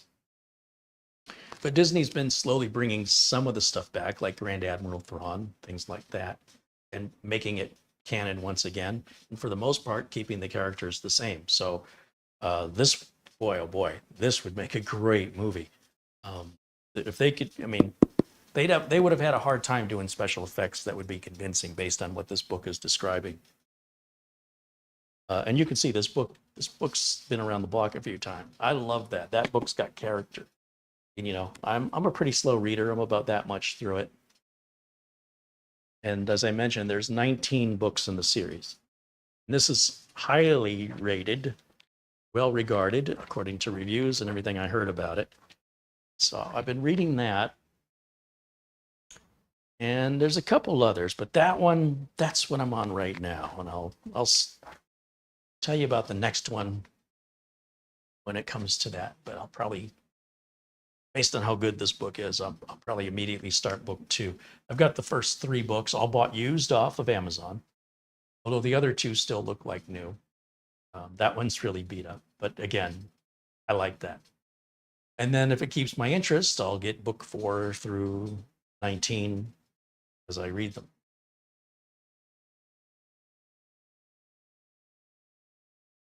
Gary Tatum says the beeper tells you when it's time to take a drink.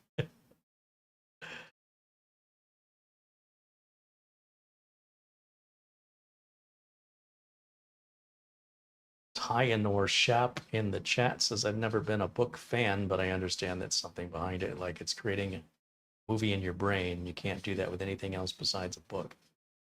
I've noticed kids, a lot of young kids, think a book is punishment.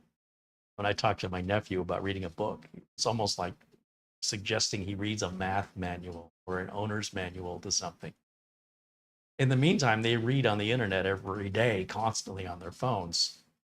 So, being able to read is a familiar concept. But, when you grow up in a generation where you don't have to use your imagination, everything is being provided for you now. You no longer have to do it yourself. You don't have to imagine what a character looks like. They bring it on screen. You don't have to have the story running through your head when it can be spoon-fed to you in a movie or a TV show, usually quite truncated and usually to far less detail. In almost all cases, a book is way better than a movie. But a lot of these kids now, they're so used to having constant stimulation from the moment they wake up until the end of the day. The idea of sitting quietly reading a book sounds like torture to them. And I get it. And hopefully, as they age and their body cannot keep up with the energy levels required for constant stimulation all day, every day, 7 days a week, they'll start to slow down. And then that's likely when they'll start seeing the appeal of books. Maybe. Maybe.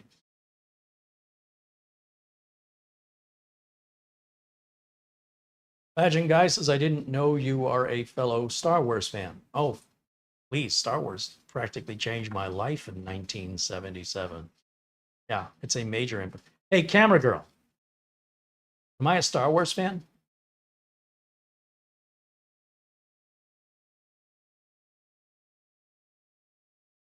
Mara said I was a warzy.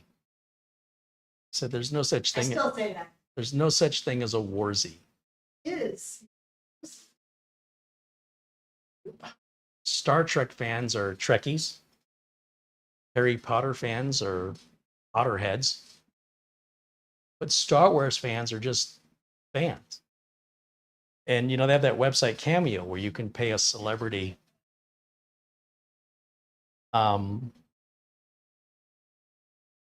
I should grab that video. Let me see if I can grab the video for you. Let me grab a flash drive. We got a squirrel moment. I'm going to step in here for a second over to this other computer. And let me sit where you're sitting, please. Okay. And let me plug this flash drive in here. And I think, what's the name of that file? Give me just a second, guys. I'm looking through about 2,000 files here. And if I'm smart, I put it I labeled it alphabetically. I did found it, copy and paste. That is pasting to the flash drive. Got it.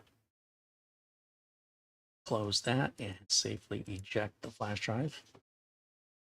Although these days that's optional. You don't have to safely eject flash drives of Windows 10 or 11. I still tend to do it. So now I've got my flash drive here. Let me move that into a USB port back here. And we start a new media source. Yes, add media. Video source.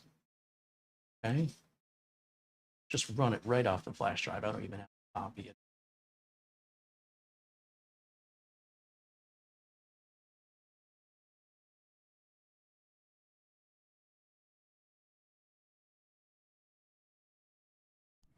Hey Marlena, it's Katie. Okay, so let me turn off camera 1. Oh, and then our update's installed. Okay, we'll come back to that in a minute. We're going to go to just a blank screen here. Oh, you know what I'll do? Let me turn on camera 1 again.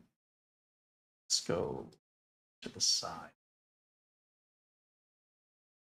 Maybe I can figure out how to use OBS. All right, we'll put that over there. And see if this works. Are you ready? Hey Marlena, it's Katie Sackhoff, Why aka is there no audio? Bo-Katan. And as keeper of the dark saber of Mandalore, trust me when I say this, there is no such thing as a Warzy. They are Trekkies and Potterheads, but Star Wars fans are simply fans. Carey. Hey Marlena, it's Katie Sackhoff, aka Bo-Katan. And as keeper of the dark saber of Mandalore, trust me when I say this, there is no such thing as a Warzy. They are Trekkies and Potterheads, but Star Wars fans are simply fans.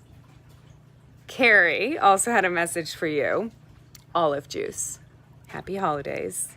This is the way. Hey, Marlene. There it is.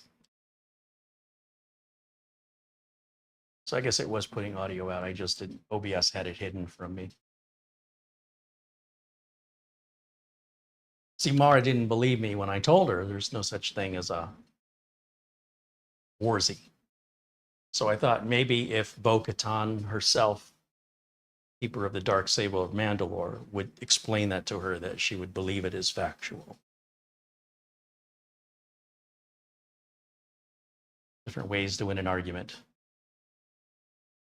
Well, you're wrong. Little fun.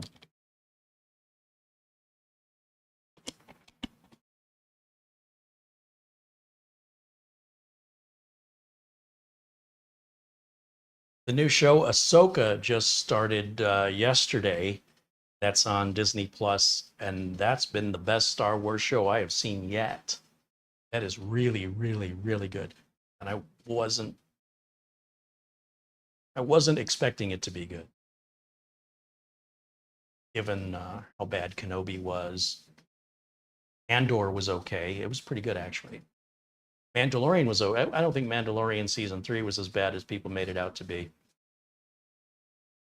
But Ahsoka is blowing them all out of the water. This is proper Star Wars story. Yeah, they really hit it out of the park. So they released episodes 1 and 2 Wednesday on Disney Plus, and it'll be 8 episodes. So the last episode I think is October 3rd. So they'll air 1 episode a week until October 3rd, and then hopefully it'll get picked up for another series. Bob Iger over at Disney's really starting to shut things down. He's thinking he wants the 4th season of Mandalorian to be an in-theater movie instead, which would apparently Jon Favreau has already written the entire season 4. But if they end up making a movie instead, he has to scrap that and start all over again. And because of the writer's strike going on, he's not allowed to write anything. He can't start on it or get an early start on it. So Bob Iger seems determined to really slim things down at Disney. They're going to lose money. Like he's cutting down a lot of their expenses, but in doing so, he's cutting down a lot of their income.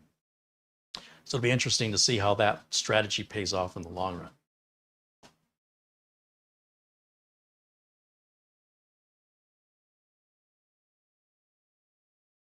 Utomo said Ahsoka has been an excellent series so far and looking forward to seeing the rest of the characters from Rebels. Yeah, that's pretty cool that they brought the cartoon Star Wars Rebels characters into live action, from Bo-Katan herself was one of them, but also Zeb, Hera,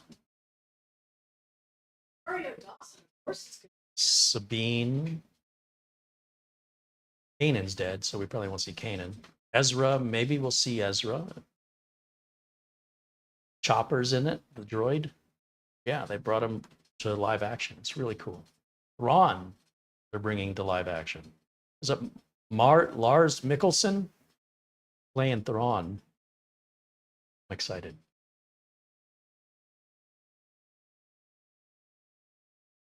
Krypton says looking at that RGB is like staring into the sun. Yes, it is. It is very bright, and unfortunately, it's on or off. It doesn't really have a dimness setting. So this is something somebody would just love, or they would despise it. But again, the RGB can be entirely shut off by holding the RGB button in, and it just turns off. It's like a regular computer. But this computer's quite fast. In fact, if we go back over to, let's go back over to the HDMI input. Let's go back over to that desktop. Finish setup that occurred from this Windows update. Or this Windows update kicked this off. And so usually the way I answer this is I'll hit continue. Then I will hit skip. Not now. And back. Skip for now. That way it won't keep every time I start the computer every 3 days. That's effectively, we've gone through it. It won't bother us anymore. And then we'll go back over to Windows Update and we'll look to see if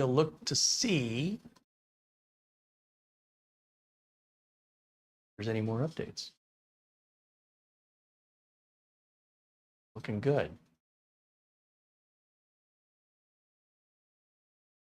Now this computer is quite capable, as I mentioned. It's an AMD Ryzen 7 5800H. Looks like we need some attention down. This one. Turn this on. Dismiss this. Oops. Dismiss the Microsoft account since I don't use one. Now that should be happy down here on the corner. Have crystal disk mark on here. Drive speed we get out of this thing. Just kind of curious what we got in here.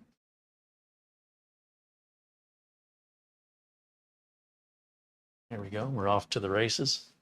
And while that's running, let me put camera 1 back up and I'll just put it in a corner so we can see both screens at the same time.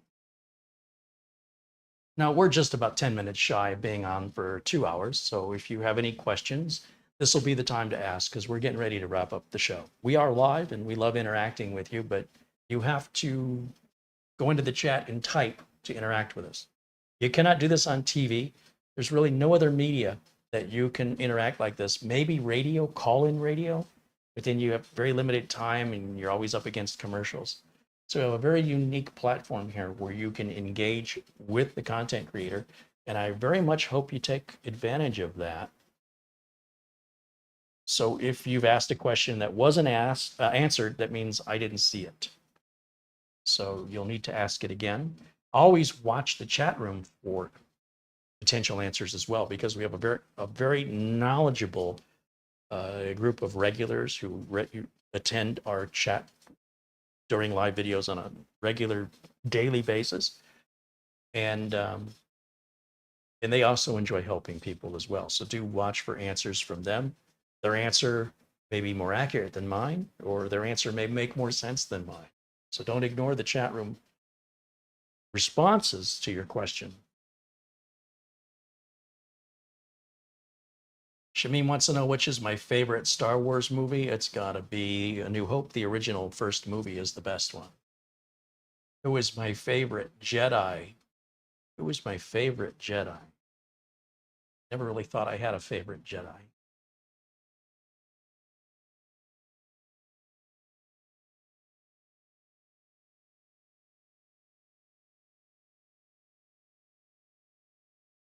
I got to go with Obi-Wan. It's like I don't really think of Jedi in terms of how much I like them. Like I like all of them. They all have very unique character. I would say Ahsoka, really, but Ahsoka's not really a Jedi. She is, but she's part of the Order. She's amazing.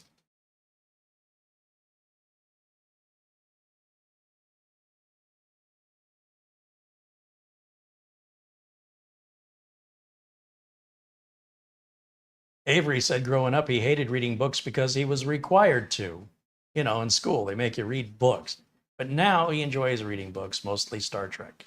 Yeah, there's so many great Star Trek stories that were never turned into TV shows or movies. Hundreds of them, but you have to read them. There's a lot of stuff they can't make into movies for various reasons. You have to read them. Sherry McFarland says this looks like the AliExpress Mini she got there.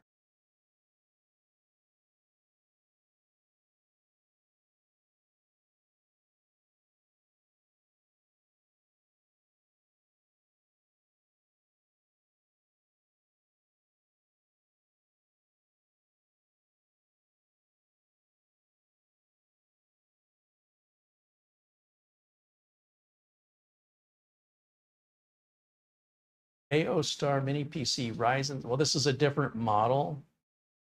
So let me share the screen.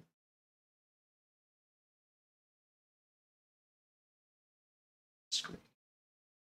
Sure. Wrong button. Keep hitting the wrong.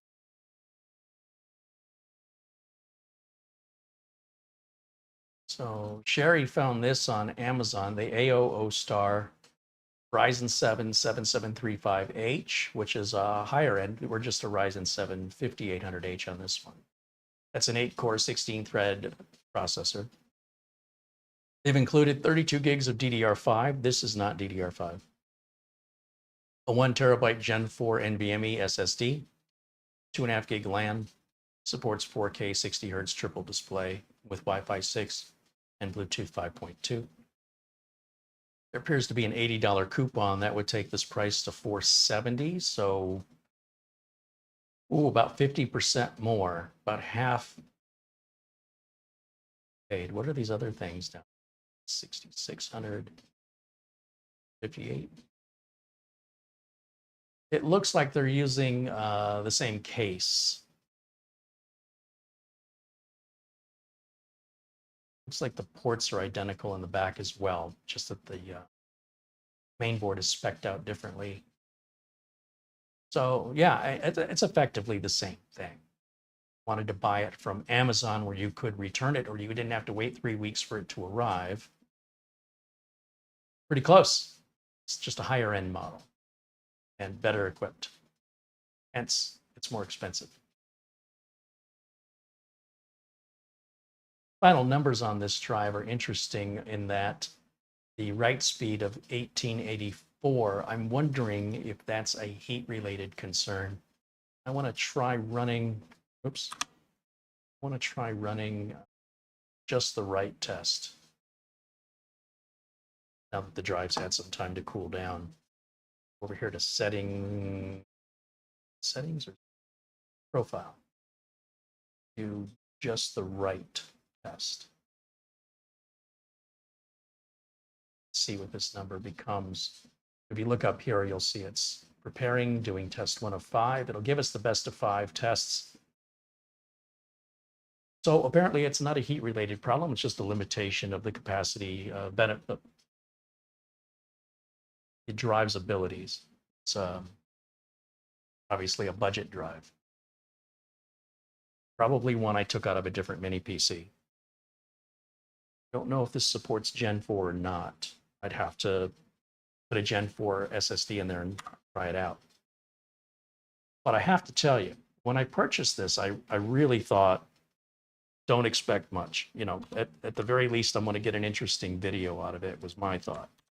What I didn't expect is it's actually quite good. I'm quite impressed by it. For $300, put in your own RAM, your own storage, your own operating system, and you've got yourself a Ryzen 7 5800. That includes your motherboard, your Wi-Fi, your Bluetooth, your power supply, your heatsink and cooler. Includes the case, the RGB, the little stand. You'd be hard pressed to try and build that yourself for anything less than $400 or $500 minimum.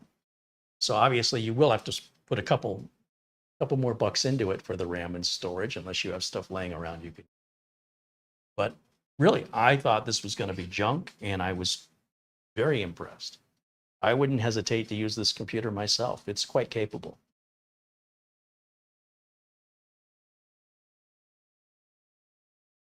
Joe DeMio with a $3 super chat. Thanks again, Joe.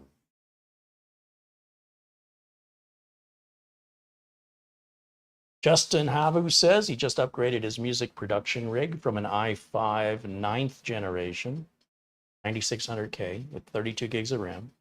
And he went to an i9 12th generation, 12900K flagship with twice the amount of RAM, 64 gigs. He said that's a huge improvement with the speed and the power. Yeah, you've doubled your processing power and you've doubled your RAM. So I imagine that's a noticeable upgrade.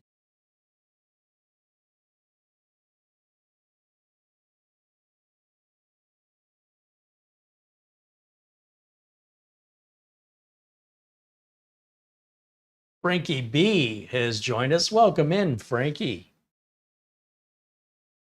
He says, check my email. All right. I guess it's been a while since I've checked it. Let's see what we got going on in email.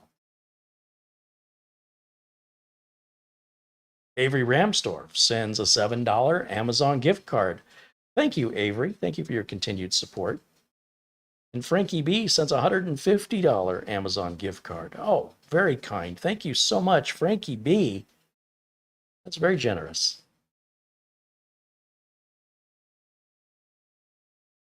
And my real estate agent is sending me a house for sale in Michigan. That looks pretty good, actually. But I don't have time to look at that right now. I'll look at it. All right, guys. Any other questions? Let me just scroll. Carey, have you read any of Stephen King? I don't like horror. I'm not a fan.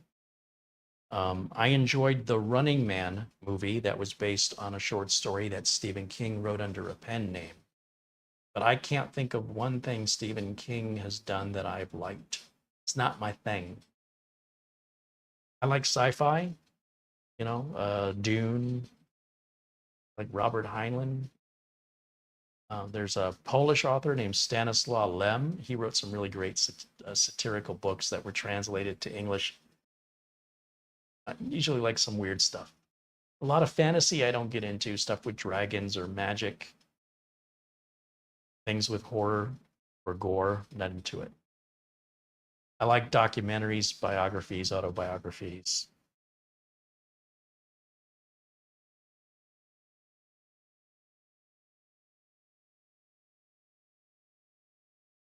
Russell Stewart says, do you have to download anything with Crystal Diskmark Portable?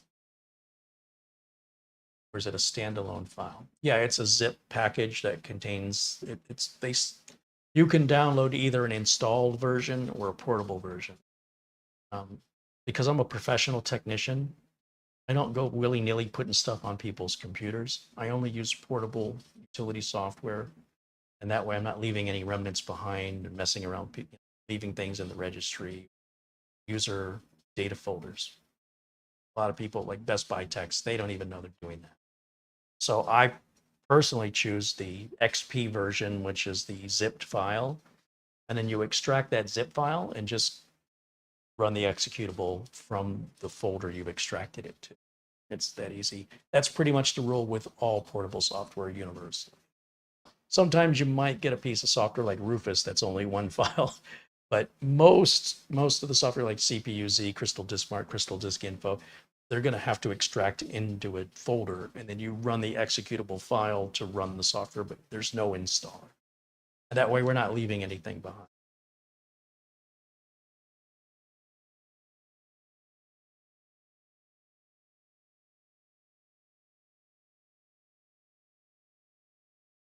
John Williams says, thanks for the great live stream again. Have a good night, heading out for dinner and celebrating 38 years of marriage. Right on, John. Enjoy your anniversary. Congratulations.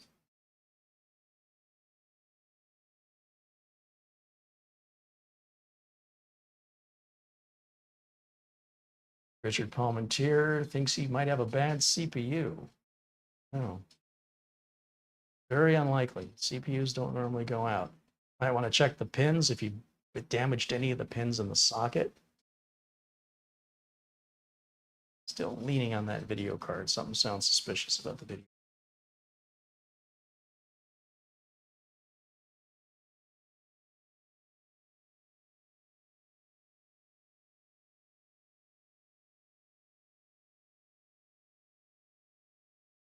Krypton Corn says, I don't like horror movies either. That's what we have the news for. Isn't that true? Do I like Asimov or Bradbury? No, I do not care for either one of them. Dry, very technical sci-fi is not interesting to me. I much prefer action.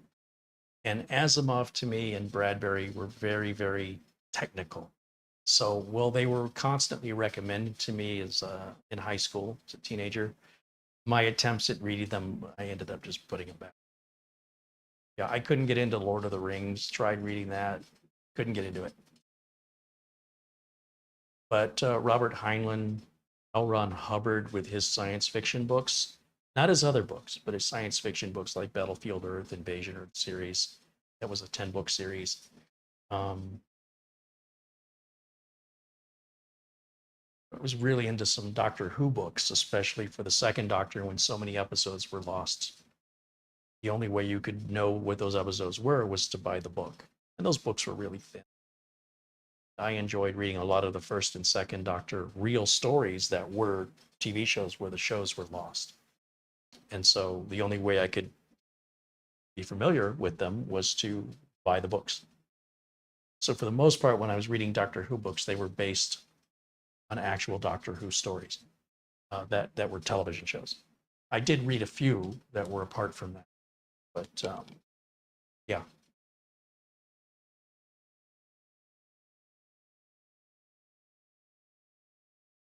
Sylvan says, Carey, would it be possible for me to completely rearrange my schedule and start my stream at a different time that's more convenient for him and the other thousands of people that watch my stream?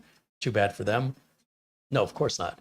That's the beauty of YouTube, is that you can watch these streams after they've aired at a time that's convenient for you. The idea that we can broadcast worldwide and be able to do that at no cost to anybody, it's all free to you. You know, once you have the computer or the means to get on the internet, these shows are all free for you. If you want me to make a show specifically for you and you'd like to finance that, well, we could certainly discuss that. But no, I'm not changing my work schedule. Can you imagine if I did that for everybody watching? No, absolutely not. That's not a reasonable thing to ask me to do.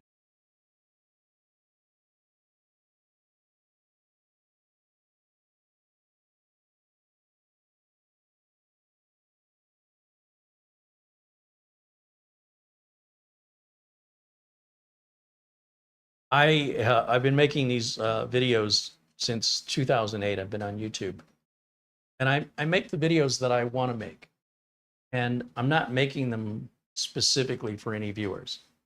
My hope is that people will find my videos that see the value in them and understand why I made them. My goal isn't to pander to what people want. I'm not interested in that. So if the videos aren't for you, if there's something you don't like about them, you know, there's lots of other content creators out there that might be better suited for your wishes. Well, we certainly don't want to lose you. We're not going to accommodate for you. The benefit is, of course, you can play the videos anytime you want. And, you know, we hope that you appreciate the amount of effort that goes into making them and their expense so that we can provide them at no cost to our viewers. And I hope that you can appreciate that.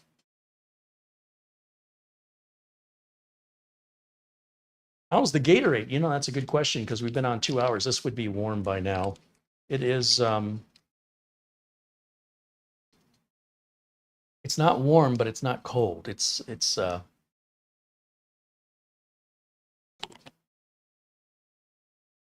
little bit on the cold side, but not like when it comes out of the refrigerator. It's not really chilled, but this does seem to be, at the very least, minimizing the, this would definitely be room temperature by now. And I wouldn't want to drink it. It's very drinkable at that temperature. I do wish it was colder though. More refreshing when it's colder.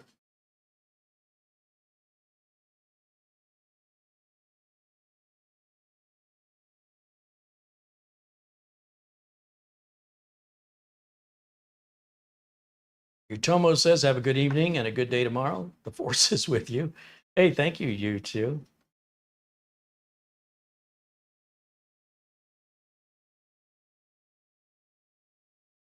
Starshine said, I'm hoping Carey will fly to the UK and do a stream from my garden.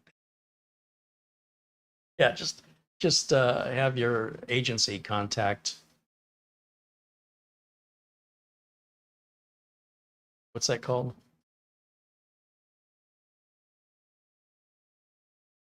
What do actors have? The person that represents them? Talent agent? What do they call them? And no, yeah, obviously, wouldn't that be great if we could do that?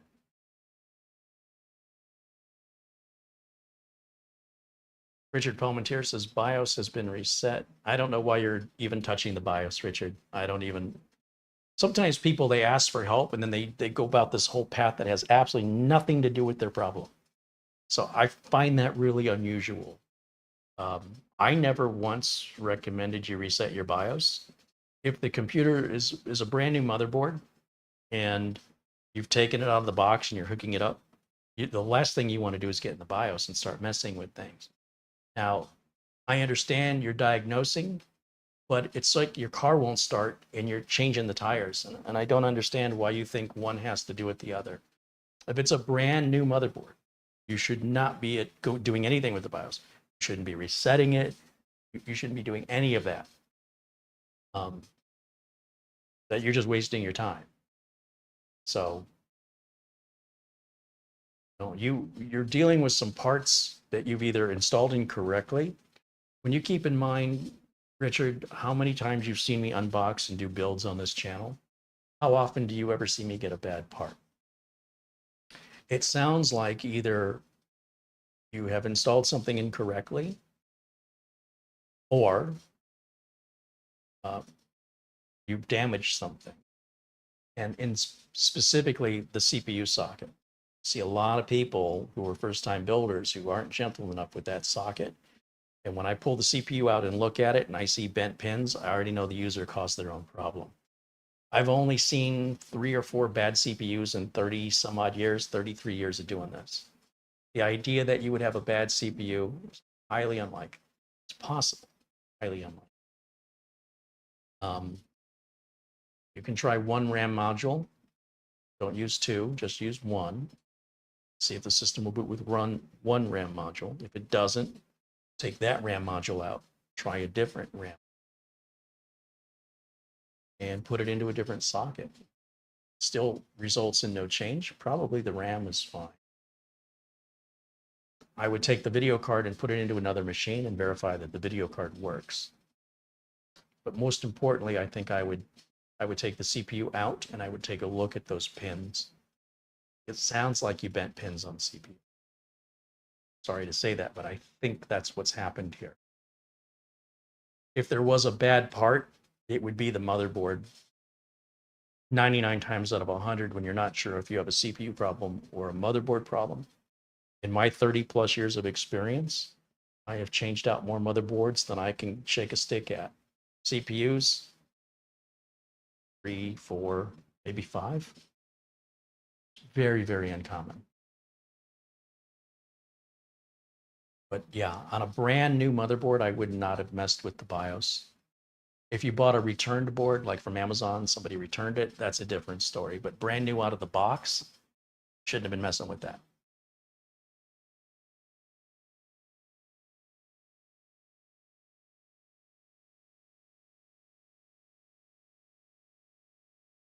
Richard Palmentier said he got the GPU to work. Well, I don't recall you mentioning that before. So was it that you didn't provide power to the GPU? Is that why it wasn't working earlier? You need to give me this information, Richard, or you're sort of somewhere over here and I'm still giving you directions over here.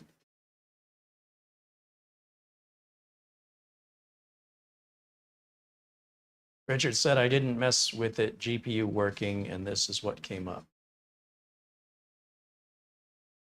What came up?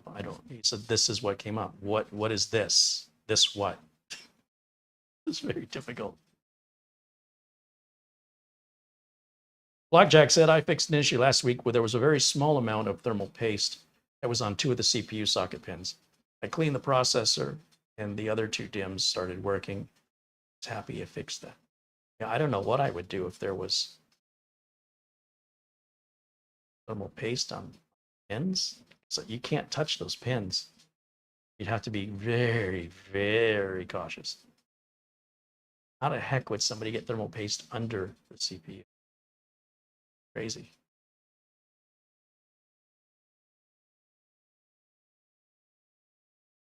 All right. Well, I think we are caught up. I think, Richard, you might be in a frame of mind right now where you might be best to walk away from this, do something else for a little while. The information I'm getting from you is scattered and broken, and it seems like you're forcing something, And I would strongly encourage you to slow down. If you're getting frustrated, stay away from it for a couple hours and revisit it again. I'm not sure what else to tell you. The parts, brand new out of the box when installed correctly, 99.8% of the time should just fire up. But because I'm not there and I can't see it, and you're not providing me clearly the information that's accurate to describe the situation, you're leaving a lot of things unexplained that you're just taking as an assumption that I already know and I don't know because you haven't told me, and that makes it quite frustrating for me.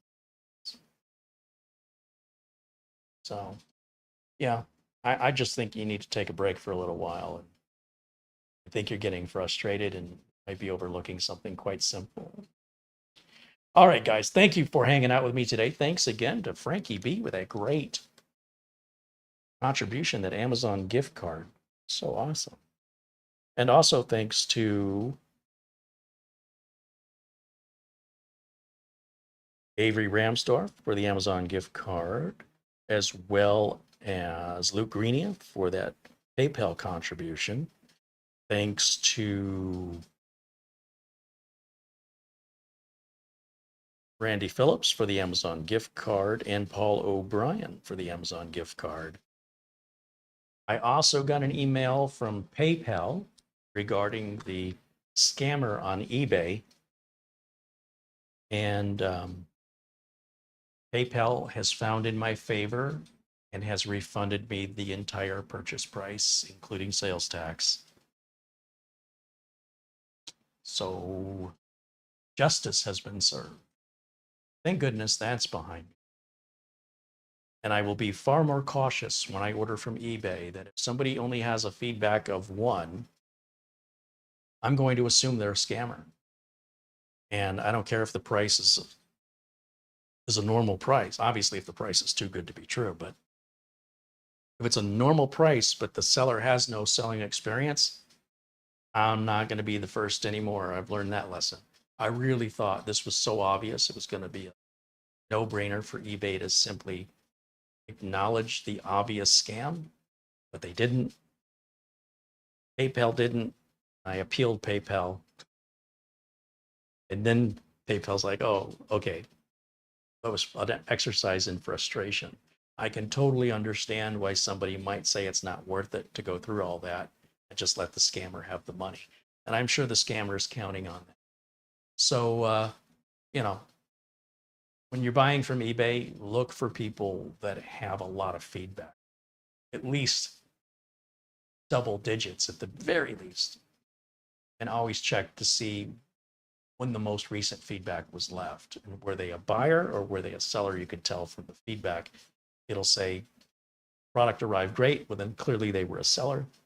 Or the feedback might say something like shipped it fast and works great, then you know they were the seller. But in any event, I've been on eBay since 1997, and that was a new one for me. Nearly all of the transactions over 20 some odd years on eBay, 26 years, have been successful. There have been a couple of bad ones in there, but it's really, really rare. And I'm just surprised that I got caught up in it, that I didn't see the warning signs. And I'm also more surprised that eBay would not back me up. But at the end, everything was made right. So now I can go back and try and find that camera and be more cautious when I decide who I'm going to buy it from. Thank you again for hanging out with me. Thanks for all of the super chats as well. And a shout out to Joe Demio, who gave us multiple super chat contributions today. Our friend Mark Gaines. Ryan won full in Canada. Thank you for your super chat contribution. Thank you to Mats Olof for that 100 Swedish kroner contribution, joining us from Sweden. Thomas Tidwell contributes $10 in super chat. Thank you, Thomas. Thank you to Dean Etherington. His $2 Canadian contribution.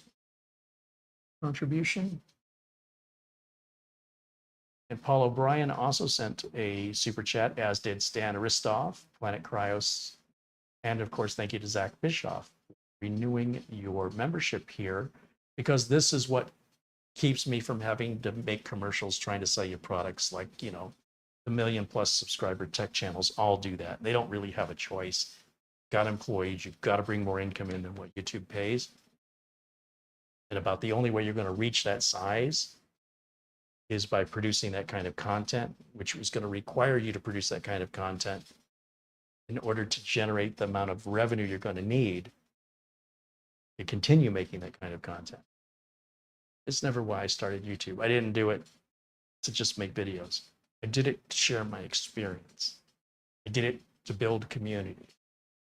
And if there's a product or a service that I like and I use anyway, I would love to endorse them, no problem. But I will not have them put words in my mouth. And it'll be a product or service that I myself use and that I recommend to my clients. I would never recommend anything to you guys that I wouldn't recommend to my real customers in real life. Unlike hobbyists and enthusiasts, there are consequences when I recommend bad things to my clients. They hold me accountable even to the point of suing me. So I have to be very careful. My reputation is on the line. And this isn't something that I'm looking to do for a couple of years. I've been doing this over 30 years. And I'd hate to throw all that hard work and dedication and reputation out the window just to make a few extra bucks. I think it's worth it. I think what I'm doing is worth far more than a few bucks. So when you guys contribute to the show, whether it's Amazon gift cards, PayPal, or being members here, you're helping to encourage that independence, which enables me to make more videos more often. This video would not have been possible without your contributions. This company doesn't know who I am. They have no idea we're making this video. And based on what I have emailed them asking for drivers, they don't seem to care. But they did provide the drivers for me, which I had to get from them. And yeah, it turned out, like I say, better than I expected it. I've got a couple other mini PCs from AliExpress yet to review. We'll get to those in the coming weeks. Oystein has renewed his membership. Oystein's been a member now for 13 months. That is awesome. Thank you, Oystein. Great show as always, Oystein says. And good night, everyone. Right on. Well, thanks to all of you. Thanks for participating in today's video in the chat. As a reminder on the giveaways, once I end the video, you're going to see a comment section is available. In that comment section, you can nominate yourself, nobody else. If you've never received a gift from the channel before, you must be at least 18 years of age or older. You must be in the United States. You can only receive one gift from the channel. So if you are selected, you will be ineligible for other gifts the channel gives away in the future. Best of luck to everybody. Hope we find some people here that would really appreciate it and be able to help them out. That's our goal here, just to help people out. Thanks for watching. Thank you, Camera Girl, for, what did you do today? Camera Girl's done nothing. Thanks for nothing, Camera Girl. No, that's not her thumbnail. Were there any keywords or tags? Yeah. Yeah. Slacker. Thanks for watching. I'll see you all again very, very soon. Until next time, bye for now.